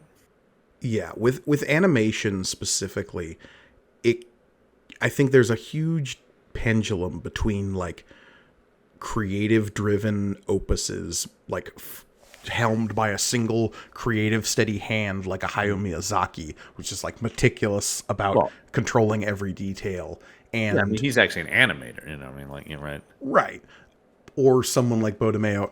I don't mean to besmirch the man, but like Marvel Studios at large is Well, notorious for being a machine that should be able to run irregardless of who's at the helm. oh, totally. Besides maybe a Kevin Feige. Yeah, I mean, that all roads lead back to Mr. Feige. For better or for worse. I think mostly for better. You can get on, I know people get on this, but the other thing I always think is interesting, people bitch about stuff like that at Marvel. Is just like, yeah, but they're not hiding that. Yeah. It's like I am one of these people who's like, if you go to work for Marvel, and this is true in the comics too, it's not your thing. Yeah. I don't know what to tell you. And you You can can play with choose. the toys, but you got to put them back in the box when you're done. Yeah, exactly. I mean that's that. That's it exactly. By the way, did you see the thing about, speaking of showrunners in Marvel, the announcement about who's running the Vision show? Wasn't some Star Trek guy? Terry Matalas, who's the showrunner of Picard season 3, is going to be Yeah. running the Vision show. Very excited about that. I mean, look, you and I both just love Vision stuff, Well, sad part. regardless of context. But Vision with like the mentality of a Star Trek show seems like the perfect soft No, pitch, that's one right? of those where it's like, God, that's so smart. And also, I know Feige is, and because you read that MCU book, they talk about Feige's obsession with Star Trek as well. I'm surprised there aren't more Star Trek people working over there. The thing that heartened me the most in that MCU book is, like myself, Feige is apparently a massive Star Trek 5 defender. So, and literally, they talk. It's like, you think this is Uh, joking? They're like, he brings up Star Trek 5 all the time as a North Star for the MCU. sure. Well, he's right about that, because he goes, that movie has the most moments where they're just hanging out. We need moments like Kirk, Spock, and McCoy around the campfire. I would tend to agree. One of my favorite moments in the entire MCU is literally from Age of Ultron, where they're all Yep. just hanging out at the party. Like, I love that shit. He's always like, don't forget to include those moments. That's what endears people to characters. And that is one of the big strengths of X-Men 97 is we Yep. get a ton of that. And it's always great. Even if it's just little beats of Wolverine and Morph and Gambit walking out of the Danger Room being like, oh, looks like Magneto and Rogue have got the Danger Room booked for the next week and a half. Dang. The Magneto and Rogue relationship I've always found very disturbing. I mean, it's a thing from the comics. Yeah. It was definitely... No, I found it it disturbing definitely... in the comics, is what I'm saying, too. Oh, yeah, no, for sure. Yeah. No, it definitely reads as super... the age discrepancy there is super weird.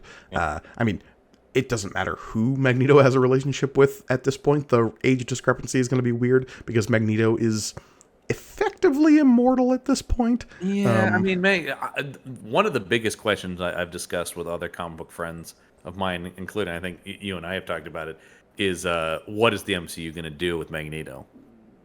Because you can't make him a Holocaust survivor, right? Without, You have to. well, but you can't. I mean, because, like, how old is he then? Magnets keep him young. Don't worry about it. I mean, you could do something like that. I do wonder if you can do a thing where he is a I mean, I think one of the interesting things that's been tossed around is the idea of casting a person of color in the role and maybe making it like an African genocide would be an interesting way to. Because I think key to Yeah. his character, of course, is that he is someone who has firsthand seen genocide. Yeah. That it's an interesting debate, because once again, by planting flags in history, Well, and it becomes so much more complicated with the like more recent Israeli-Palestinian conflict, right? And like making, and obviously, I mean, I don't Magneto's- think they would. That would be the wildest thing to do, is to just plant him as a Middle Eastern character. But that would not be probably a good financial decision. yeah, I don't know. It'd be a very talking about how to do a modern Magneto is a big can of worms. And do you have 2 more hours to talk about it, John? No, but I mean, I just think it's a reason. I think it's one of the reasons I said that earlier at the beginning. I'm kind of glad that they're not like rushing into X-Men. Well, and like the whole idea of like maybe making it a period piece, or like, because even in like 97, that would make everybody Magneto wants to be- like pretty damn old. Yeah, well, and I mean, how old are both he and Xavier supposed to be is unclear. Kind of, they've even the comics have played fast and loose with that. I mean, ages of characters in comics are always weird. It's like Oh, the sliding Marvel timescale is but everything is like that. It's like Batman is like always 35, despite the fact Yeah. he's like had decades, and like but Batman has remained 35 while Dick Grayson has aged 15 years. and like Dick Grayson has gotten older, but for some reason Starfire really hasn't. Yeah, yeah. Time in comics is weird. It's weird to think about, but you know, Yeah, no, don't try to think about it is no. the That's the why. best answer. Hence, getting back to X-Men 97, making them cartoons, kind of, right? You get this thing about like, well, they're just preserved forever in this. Even if you're saying it's 1997, you're like, yeah, but it's like cartoon 1997. Yeah, and like, okay, we're just effectively saying Jubilee has turned 18 so Mhm. that she is legally an adult and we can Right. deal Does with that more mean she mature things with her. was she supposed to be 13 in that first episode? Don't try to figure that out, John. Don't do No, it. she couldn't have been. There's no way. But but in my defense, they did put years on this. So Yeah, no, and like to the point where even Bastion is saying like, you villains have been trying to figure this out since '92. yep, very fun. Oh, by the way, Bastion, such a great villain. Bastion is a villain that I think they did such a good job of streamlining for this show because he is such a weird fucking character in the comics. And so far they have avoided everything to do with the Siege Perilous in the Yep, X-Men animated series universe, and I yep. hope they continue to do that Agreed. because the Siege Perilous is fucking wild. Yeah. Well, the thing you could say this about all. I mean, one of the things that's great about this is it does maintain a lot of the insanity of the comics, but it does that. It streamlines a lot of it because you could say this about so many X-Men characters. What we're saying about Bastion, because over decades of stories, and X-Men just takes some weird, sharp turns Oh during yeah. time. There are things that you can do. X-Men, I think one of the reasons people are so celebratory of this is not only is it really well done, but X-Men really does. It behooves X-Men to be adapted in some ways because it is so insane, and people are trying to keep that on rails for decades. The idea that you can go like, okay, I see what you were trying to do, but you were doing it month to month. Let me just kind of move this piece here, and now it flows better. It's still the same story, but a lot of the weird shit in the middle is gone. Or maybe some of the superfluous angles because, well, we were trying to write a crossover event that had to span 6 different titles that were coming out Right. month to month. Right. And each issue had to be tied in some fashion for 3 months at a time. But because we're just telling a singular story, we can maybe take Inferno Well, and make it into a really good haunted house episode. yeah, well, yeah, exactly. That's the thing that is also the comics are weird because and it's interesting now with the MCU, of course, you're running into that. But that's something movies really don't have that comics do is like, oh, well, you are also part of the larger Marvel thing. So if there's a huge event happening in Avengers, well, we're gonna have to talk about it so I've just lost 2 issues off of my arc I've been working on because I have to talk about Civil War or whatever. Right. When War of the Realms comes to Marvel, Yeah. and suddenly you have to devote an issue of the Punisher to him fighting frost giants. Yeah, that's the and it works better. I'm so glad you mentioned the Punisher because in that exact moment, it works better for some than others. Sometimes it fits more naturally, and that's it exactly. And the weirdest thing, of course, is always I'll forget about that and then read it. I'll be reading through because I often will just like, okay, I'm going to start here and read the run of this character, starting from this person's run or whatever. And so you've forgotten, and then all of a sudden you run into like a War of the Realms, like, oh fuck, War of the Realms, and it totally like breaks the just if you're reading, Mark Waid's Daredevil or whatever, and then all of a sudden you're like, why does he care about what's happening in Axis? Get back to the story. Why was he Yeah. reading through Bendis's Guardians of the Galaxy? And I think there were 3 to 4 events that like collide into that run. And you're just like, geez. I think it's does the Black Mirror stuff happen in the middle of that? A Black Vortex. Black Vortex, right, Yes. right. Oh yeah. That overtakes a lot of it. And then I think near the end, don't they run into the Infinity crossover as well? Oh yeah. Yeah. Yeah. Yeah. There's also a whole X-Men because then he does his own crossover because he was writing X-Men at the time, and you do the trilogy Gray. Right. Boy. It's a weird read. Yeah, yeah. It's good, but you're just like, Does there's a that lot of touch on business. the Shi'ar Asgard war at all? No, I don't think Because so. that was a thing in the Thor books. I wasn't sure if it crossed over into the No, Guardians books at all. not really. But you are The just like, comics, I love it. well, because you are just going like, okay, there's this storyline with Star-Lord that just has to be put on hold while we go to Earth to battle this thing, and then we come back and we just pick up Star-Lord's story again. And they're like, wasn't it crazy that we were on Earth or whatever? Anyway, Spartax, you know. Well, and that again is something I think this show is doing a good job of. Is that it is especially in the last 3 episodes, they acknowledge that there is a larger Marvel universe in this Oh, do world they that we're playing ever? in.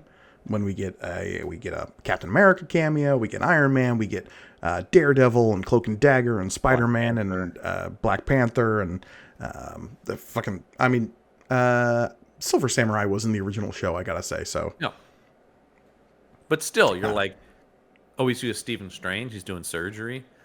sure, yeah. I love it. I mean We that. get a couple of hints that there's like a larger Marvel universe out there that this show really doesn't engage with all that much. Well, of course, you get the and he was in the original show briefly too. The Captain America moment with Rogue. Yeah, yeah, that was good. Well, if your hands are tied, you won't be needing this. Whoop! No. Throw the shield. That was such a good line. Oh yeah. I mean, they once again they have the thing that I would expect once again, and it's more just like it's not I'm not taking it away, but it's more just like good.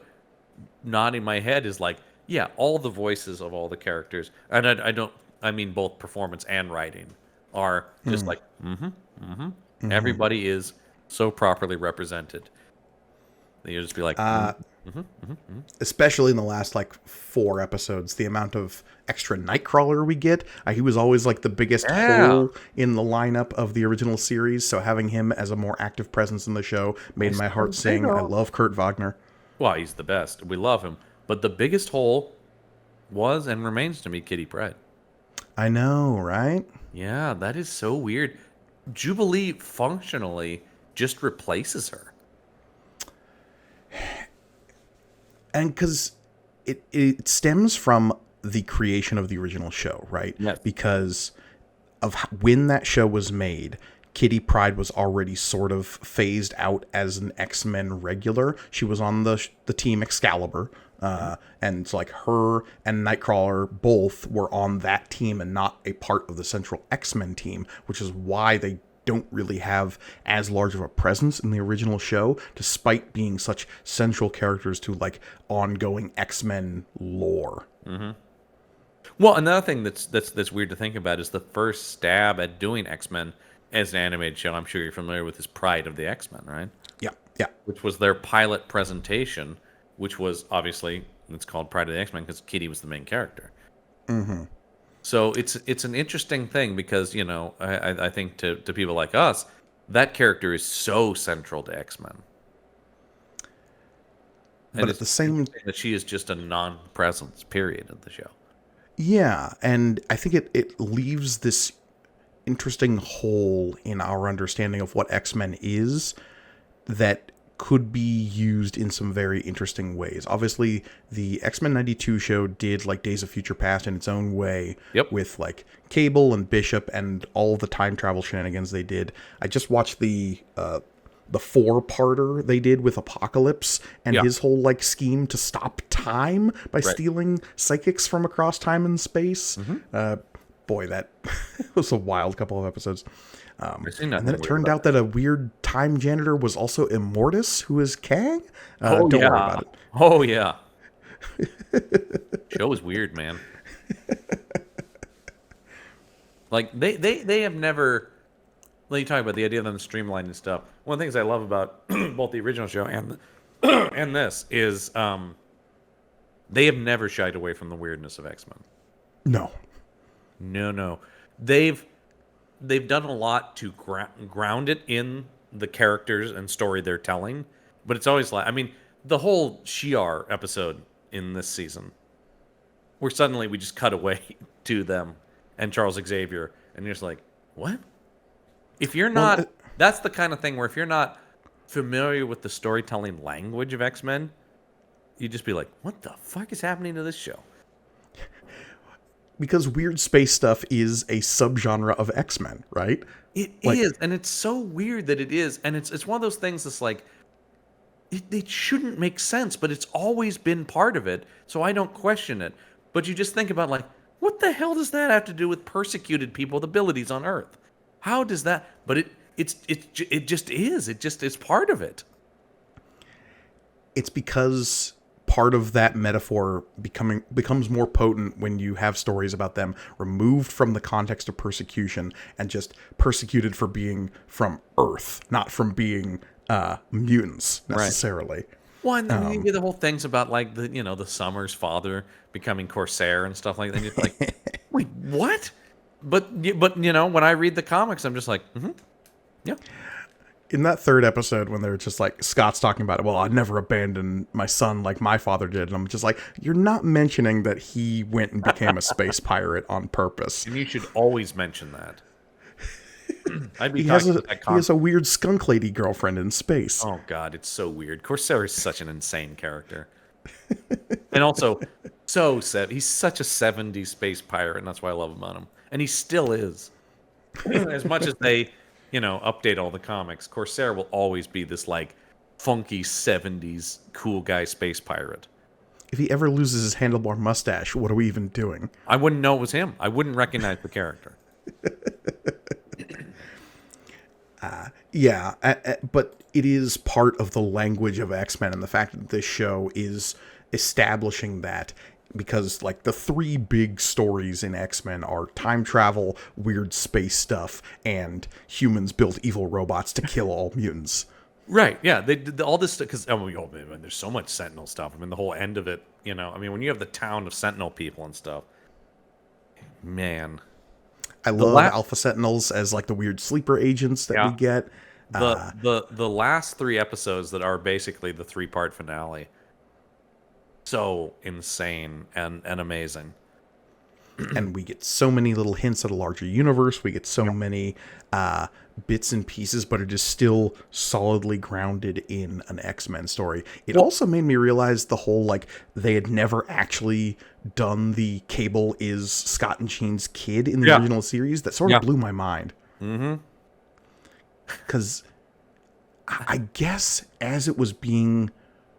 No, because even as that show was premiering, that was already an established fact in the books. Though they, like, if you read the original, like, Cable showing up, that's not something the writers were even necessarily aware of at that time. No, but I mean, I don't think it was too long, though. That we got. No, it was definitely before the 90s. Yeah. I love Cable. He's such a ridiculous character. Anytime in the show that they're just standing around and he's holding that ridiculous gun, I'm like, there. You know what I mean? Yeah. Like he's just him listening with his fucking cybernetic arm and this massive future gun, and he's just like,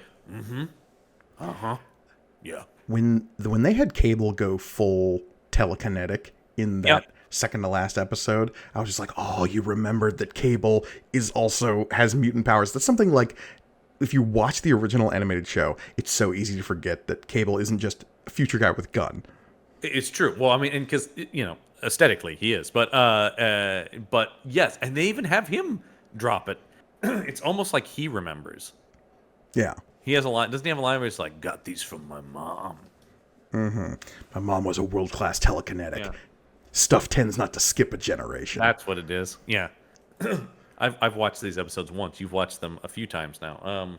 Yeah, I just rewatched the whole series again last night after having rewatched it basically consistently as the episodes were being released. This show's fucking great. I love it so much. I love it too. I've watched other stuff too. That's great though. That there's still that much in it for you to, Well, there's so many like little details that benefit from a rewatch with this show, whether it be like all the little background characters and details that you can pick up on. Like obviously there's like little references to obscure characters that you might notice in the background or are talked about. All the different people Morph turns into throughout the show. Yeah, that stuff is fun. The idea of Morph always just being different, like X-Men are eventually just Marvel characters when Morph turns into the Hulk. Yeah, Morph Smash. That made me so happy. I like the look. Morph is one of the worst characters in the original series. I think they've done a lot to fix Morph while also recognizing that Morph is a side character. And like tying Morph into the Sinister stuff and dealing with a little bit of PTSD there, but also like confronting, does Morph have feelings for Wolverine, is definitely like a subplot that plays out through this series. No, it's all to the side, and that's okay. You know, I mean, that's the thing. It's just like, yeah, you can give they do as much with Morph as I think is possible. Yeah, but while still like building a firm grounding that like you could start doing more with Morph if you chose to going forward. Sure. I just say tread carefully because I remember Morph. Look, there's a reason Morph was ostensibly killed off in that show pretty quickly. Yeah. Oh yeah. But I think do Morph is a far less annoying character in the show. Infinitely less. I mean, yeah, I don't find I think all the stuff they do with Morph in this is very fun. Yeah. I really enjoyed all that stuff. Yeah, I'm trying to think. There's just a lot of good stuff in here. I guess quick question for you. It's like what are your highlight moments from this show, at least the first season here? I mean, the coming to I love X-Men as a team. I mean, okay, the whole like battle strategy for the end of the season, right? When it becomes, and of course that they split into blue and gold teams makes me very happy. But like seeing them function as a unit. So when you have Cyclops as your field general going, all right, here's the plan. That stuff is all great. I do love that the show can take time to do the Storm and Forge basically side plot that I think a lot of people would be like, what? This is not inherently advancing the main plot. But it is the main plot if the main plot also includes the character Storm, right? Which it does. and I think all that stuff is great. Love Forge in this too. And yes, and then I also love the creepy town of Alpha Sentinels. Yeah, I thought was a cool like invasion of the body snatchers kind of horror moment, and it really like oh shit. For as much as this show like does lean away from like straight up body horror, there are moments, especially where the Alpha Sentinels are like being torn apart by Wolverine and Nightcrawler. Maybe my favorite moment in the show is when Wolverine says, "I got 6 reasons for you to not move any closer," and Nightcrawler shows up with his 3 swords and says, "No, my friend, 9." Yeah, I love that. That is one of my favorite moments as well. I always need more Wolverine Nightcrawler buddy duo. That is a great team. All that stuff is fantastic. Yes, of course, seeing the other Marvel characters is just nice. It's not even that. Of course, I love the characters, but just the idea that like, oh, if a problem came to Hell's Kitchen, Daredevil's there. The idea that like, oh no, Washington D.C. is under attack, and Cap and Iron Man are there at a meeting. You know, it's like, yeah, I just like knowing that like the X-Men exist in a world where like outside of that, yes, Stephen Strange is performing surgery. Like it's just like they exist in this thing, and I don't even need them to interact. I mean, like the Rogue Captain America scene we talked about is very fun, but just the idea that's like, oh, somewhere out there also are the Avengers or whatever. You know, it's just like they're just over there. I don't need them to be big parts of the show, but it's just so fun to place them in this. And it's X-Men are dealing with mutant problems. And that is always the thing where I was always the most okay with the X-Men belonging to another company. Because it always felt like, well, they do kind of have their own world. It's going to be really exciting, of course, to see them in the MCU proper. But it was always like, they are always, as you talked about at the beginning, they are always kind of their own thing, a little bit. Yeah, the X-Men are a silo. Yeah, unless you're Wolverine, because that guy's on every team. I just saw a post on, I was one of the Marvel subreddits of just like how many teams has Wolverine been on, and there's a few panels where like even the writers are just like, Wolverine, how do you participate in so many teams? He's just like, I don't know, man. That was actually a sketch idea that Brett and I came up with the other week, was like him like making his plan for the week. He's on the phone going, no, I can't. I have an X-Force meeting that day. No, hold on. Then I got to do a conference call with the Avengers. Hey, like just him trying Hold to. on, hold on. Is that New Avengers or Secret Yeah. Avengers? Oh God, I don't know. I just look, Hawkeye. I just don't have time for another team. It's not you, man. I'm just the schedule's so bad, and I gotta have me time. Also, Clint, I'm gonna be straight with you, buddy. West Coast Defenders. I don't know if anyone's gonna be on board with that. Yeah, just this guy, man. His life is insane. Call Tigra. She might be down. Dude, she's desperate for a team. Yeah, Wolverine's trying to make Logan exist as a person in that universe. You'll go insane. Like, what is that man's day-to-day life in the Marvel universe? Yeah, I would say there's tons of moments I loved in this show. One of my favorites is the Wolverine Nightcrawler thing. Right off the bat with the first episode, Cyclops' landing out of the exploding Blackbird is maybe the coolest thing Cyclops has ever done in anything. I mean, because of course, look, I'm a Wolverine guy, but I am not a Wolverine guy who hates Cyclops. All right, I prefer Wolverine. It's very much in the Batman Superman thing as well. I don't have to hate Superman to love Batman, but yes, there is always the thing about Cyclops is lame, Cyclops is boring, Cyclops is a stiff. They do so much that once again, without making it seem like, yeah, we're making him a badass. It's just like, no, you just kind of, there's so many moments where you're like, Cyclops is really cool in this show. And they make him a leader. Like, he can be cool by just being, he's the guy who's like, no, this is what we're going to do. And you're like, hell yeah, I want to follow Scott Summers. I love Wolverine. He should not be in charge.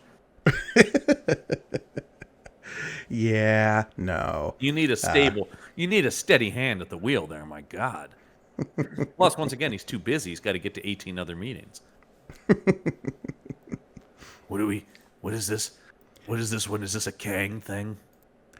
I really liked how they handled the Scott, Jean, Logan love triangle in terms of just having Logan like recognize that it's a thing, but also like knowing that he's outside of it. Yeah. I thought it was very well handled in this show. Sure. Well, because it's a thing where once again you can go, and the comics certainly and TV have both been guilty of this. You can keep that going forever. You want to, like that, and it can get like, here we go again, like, and that can get very irritating. So I think at least for now there seems to be, this is how it is. Now I'm not saying that it, but it's sort of the thing where it's like, yeah, that doesn't overtake the season is really nice. No, I think the show does a very good job of handling all the different interpersonal relationships. I think the Jubilee Sunspot relationship was not one I was expecting, but it was like a fun twist because that's not really a pair of characters that have interacted a ton in the books that much. I don't link them together by any stretch of the imagination. I think the other thing I liked about that was I mean, such a weird thing, and it felt realistic to a certain extent. Like, it felt like young people embarking on a relationship, sort of tentatively and sort of naturally, which I liked about it. It didn't have the soap operatic stuff of the Gene Scott, like, this is destiny, this is the love of my life, my heart is getting torn. It's just like, I resisted the call of the universe to be with you and anchored myself in your eyes, Scott. It's like two young people who kind of like each other and are figuring it out, and then his mom gets involved and she's shitty, and it's just like I said, and they get captured by Mojo for half an episode. I can't believe they did a Mojo. Mojo is one of the craziest parts of the X-Men universe, and but you've got to. It's another thing where it's like when they do the Mojo episode, it's like, oh, you're doing it, guys. You're doing the stuff. And the Mojo episodes of the original animated series are like squarely some of the worst ones too. Oh, unquestionably. Some of those I was like, oh Christ, I forgot. These are awful. When I was once again rewatching, because I rewatched the 90s show before this premiered. And once again, was surprised at the mixed bag that it was. I mean, I knew some of the animation quality stuff, but like you are just going like, man, I remember the writing though just being like top class. And you're like, oh, sometimes it really is, and then sometimes there are Mojo episodes. And sometimes the only line Scott Summers says is shouting Gene's name. Oh, and there's still plenty of that here, which I enjoyed anytime anybody yells Gene. Gene!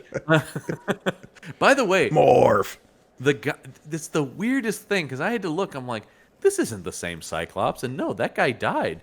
The guy who does Cyclops in this is really good at doing specifically the animated series Cyclops voice.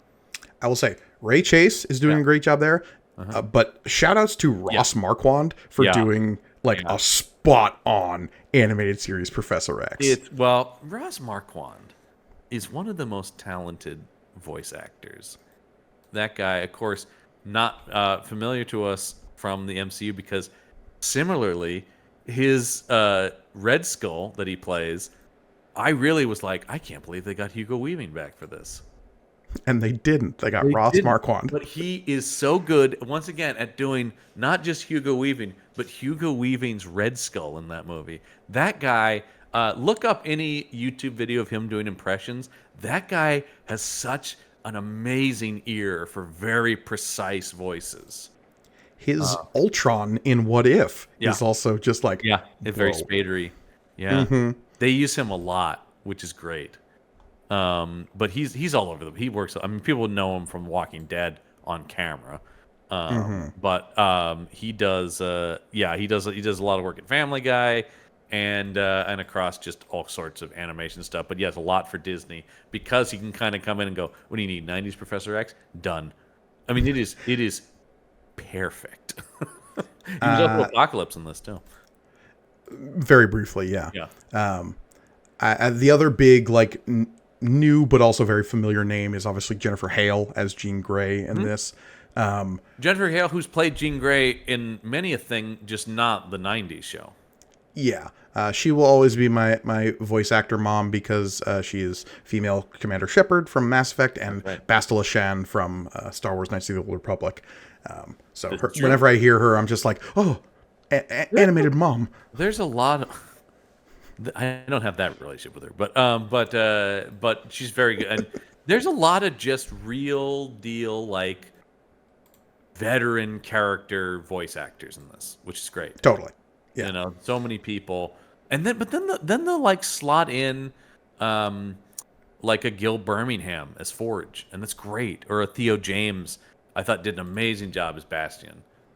And those are just guys with good voices.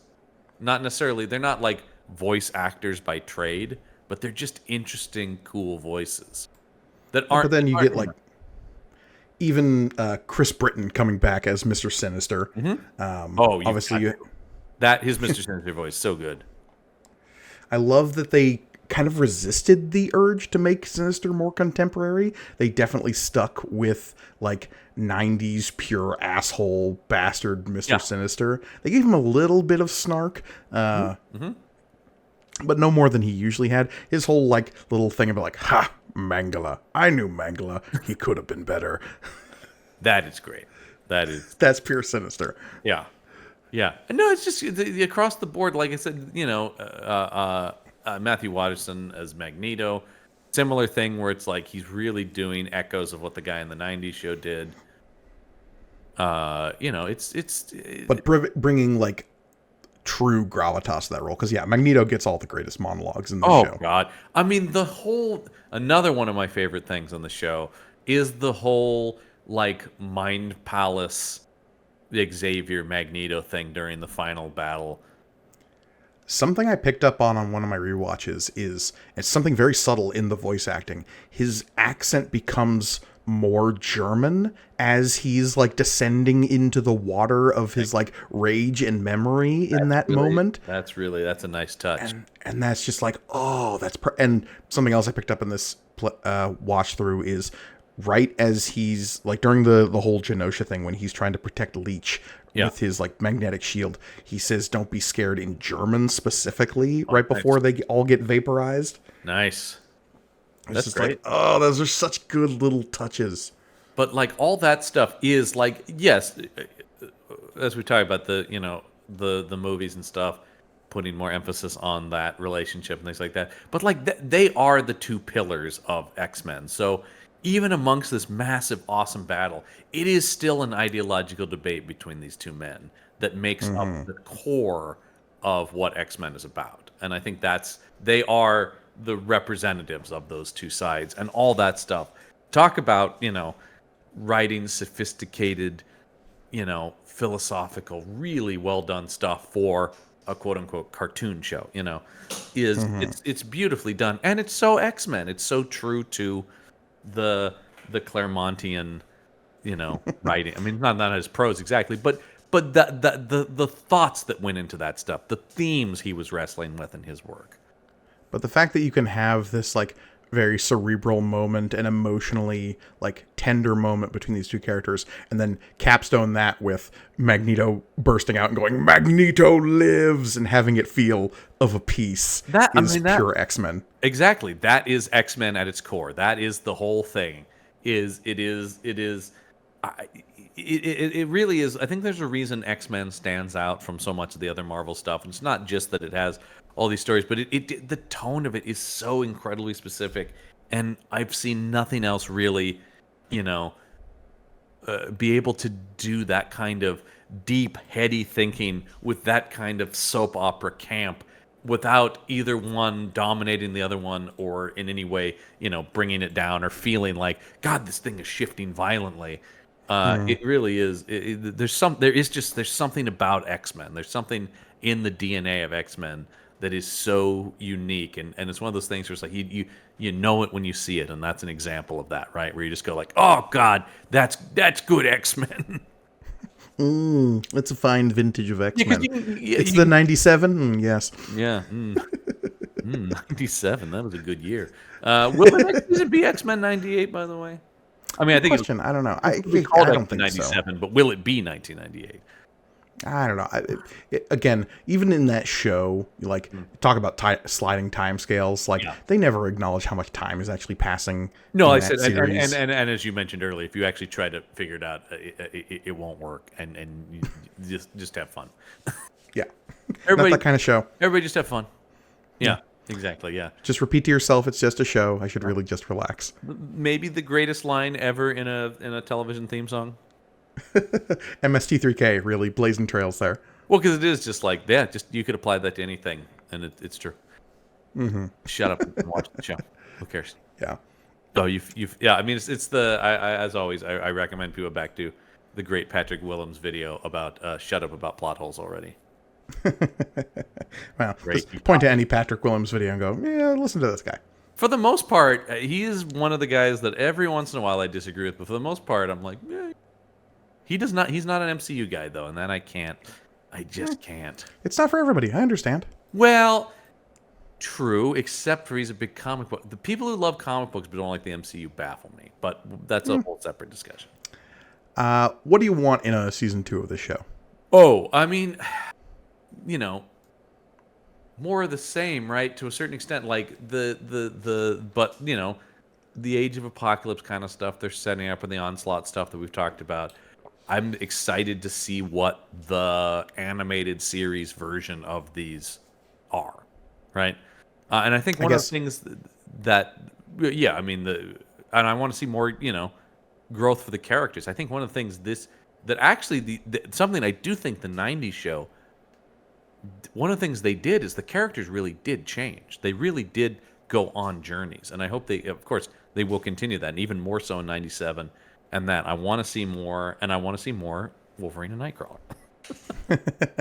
Are there any, I guess, story arcs from X-Men that you would want to see remixed into '97? Obviously, like we know there's some obvious ones coming down the pipe.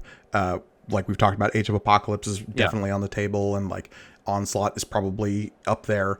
But if there are any other, like, it doesn't necessarily have to be from that era, because obviously they've pulled from all over the place. Yeah, that's a good question. I mean, they've done a lot of the big classic ones, so it would be more the modern-ish stuff, like when we were in high school. I mean, I love the Joss Whedon Astonishing X-Men stuff. You get into some of that,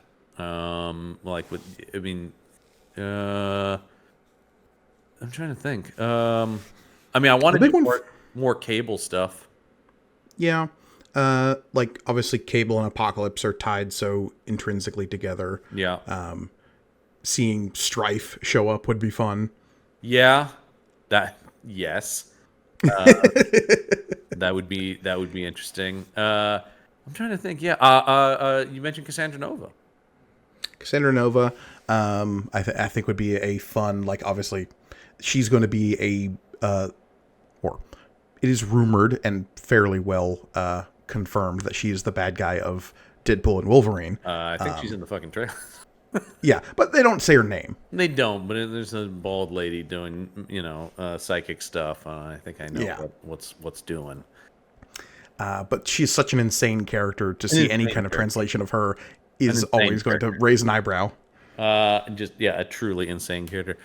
I mean, an interesting thing could be the Bendis stuff with the time displaced X-Men. We've already seen the classic costumes on them. Oh, by the way, back to favorite moments, them putting on their old school uniforms for I mean, that's aimed right at us. Anytime Wolverine puts on a brown outfit, I'm I just know. like, yes. Like, and they put Jean in the Marvel Girl outfit. I mean, it's so goofy, but I'm like, yes, do it. I love it. Scott with the full, bodysuit that goes up over his head, and you're like, these outfits make no sense, but I love them. So that'd be kind of. I would love to. I actually doing stuff. I would love to see some kind of first classy sort of flashback stuff. Maybe even would be kind of cool. Because like I said, they established that there was like at some point they were like 60s X-Men. Yeah, And I would yeah. be And again, that's one of the things that, like, the timeline stops making sense once the original animated series sort of introduces that idea. Yeah, But because we it's just- like they would have been 60s X-Men, but like in the 80s. Yeah. Yeah. Well, because it also, like, establishes that Angel and Iceman were also originally on the Yeah, team. But then when you first meet Angel in the Yeah. show, it feels like they've only meeting for the first time. Doesn't make sense. Yeah.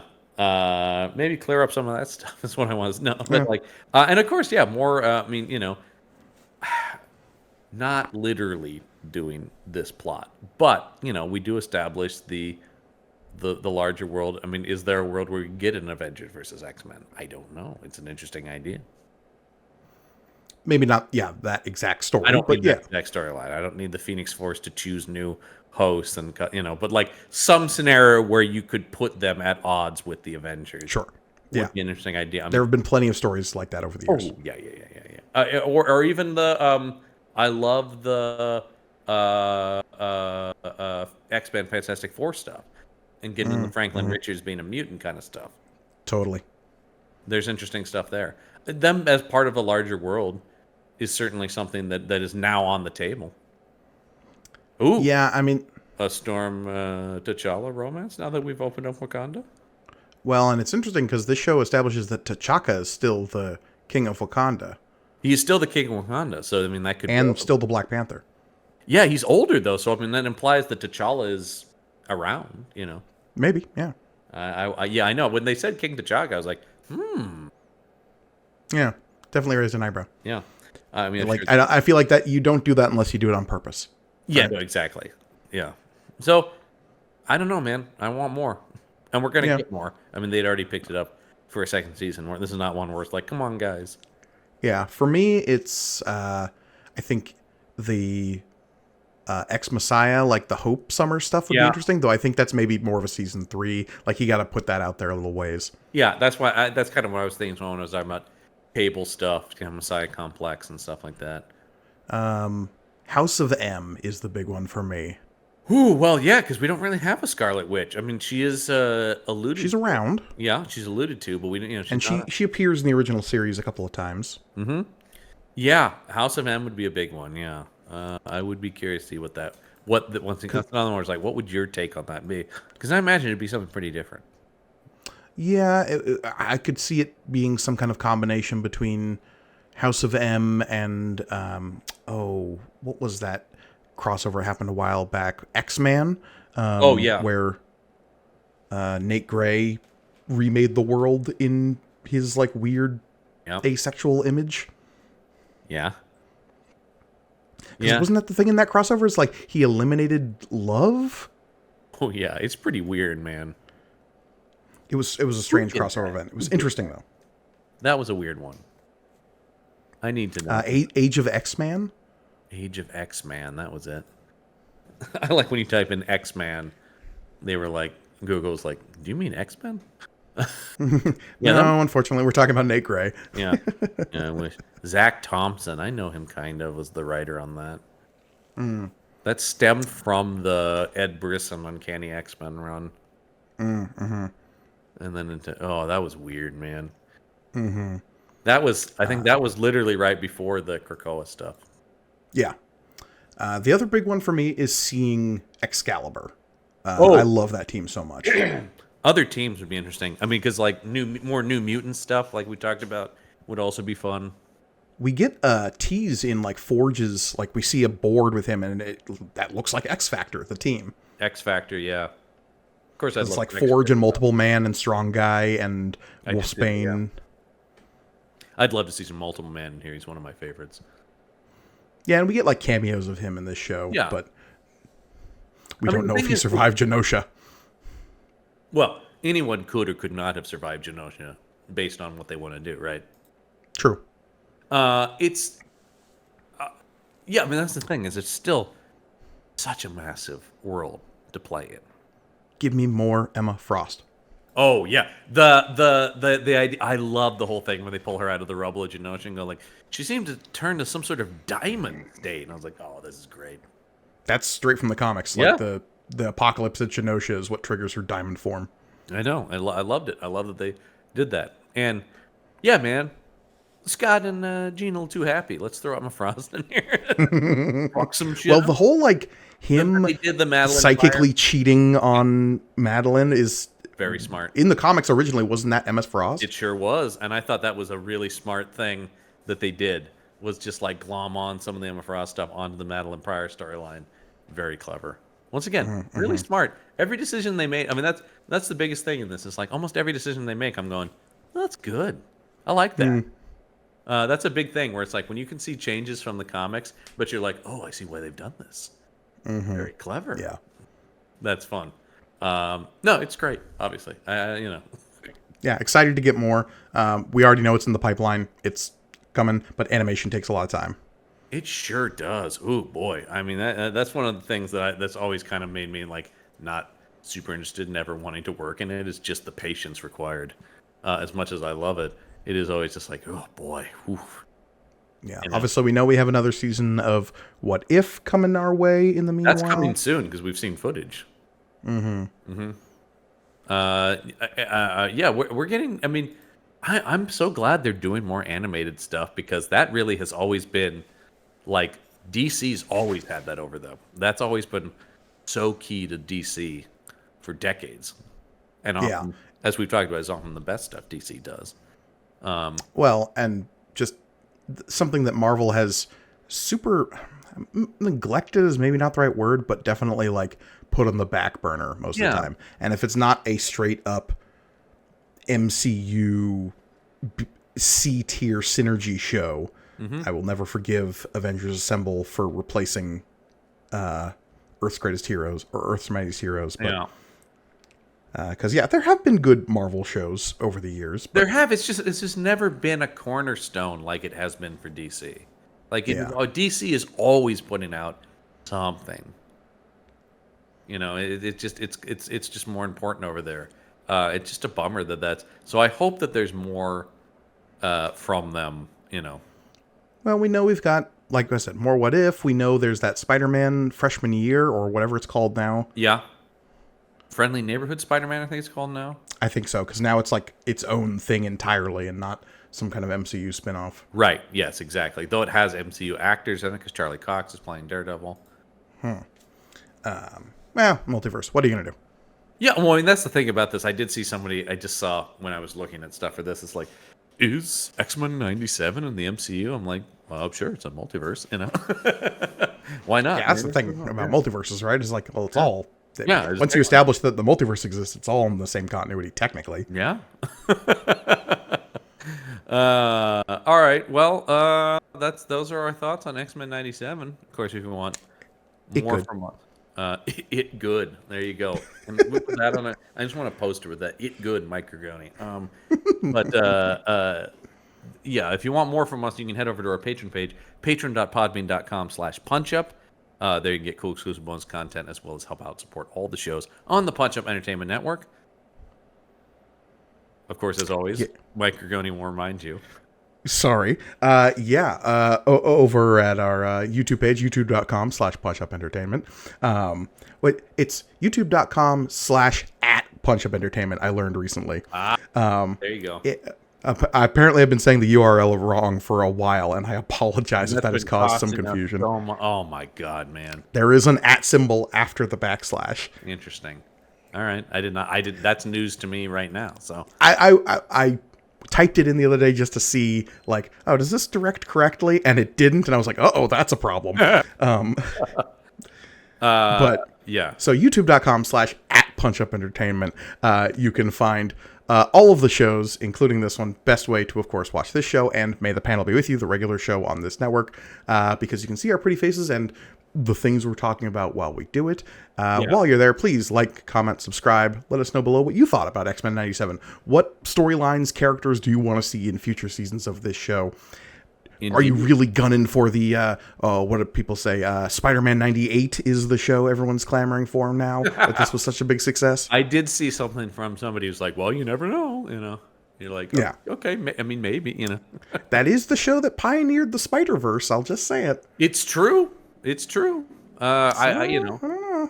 I mean, I hope also they continue to just make new stuff, too. They don't always have to just keep bringing back the 90s shows. It's true. They don't.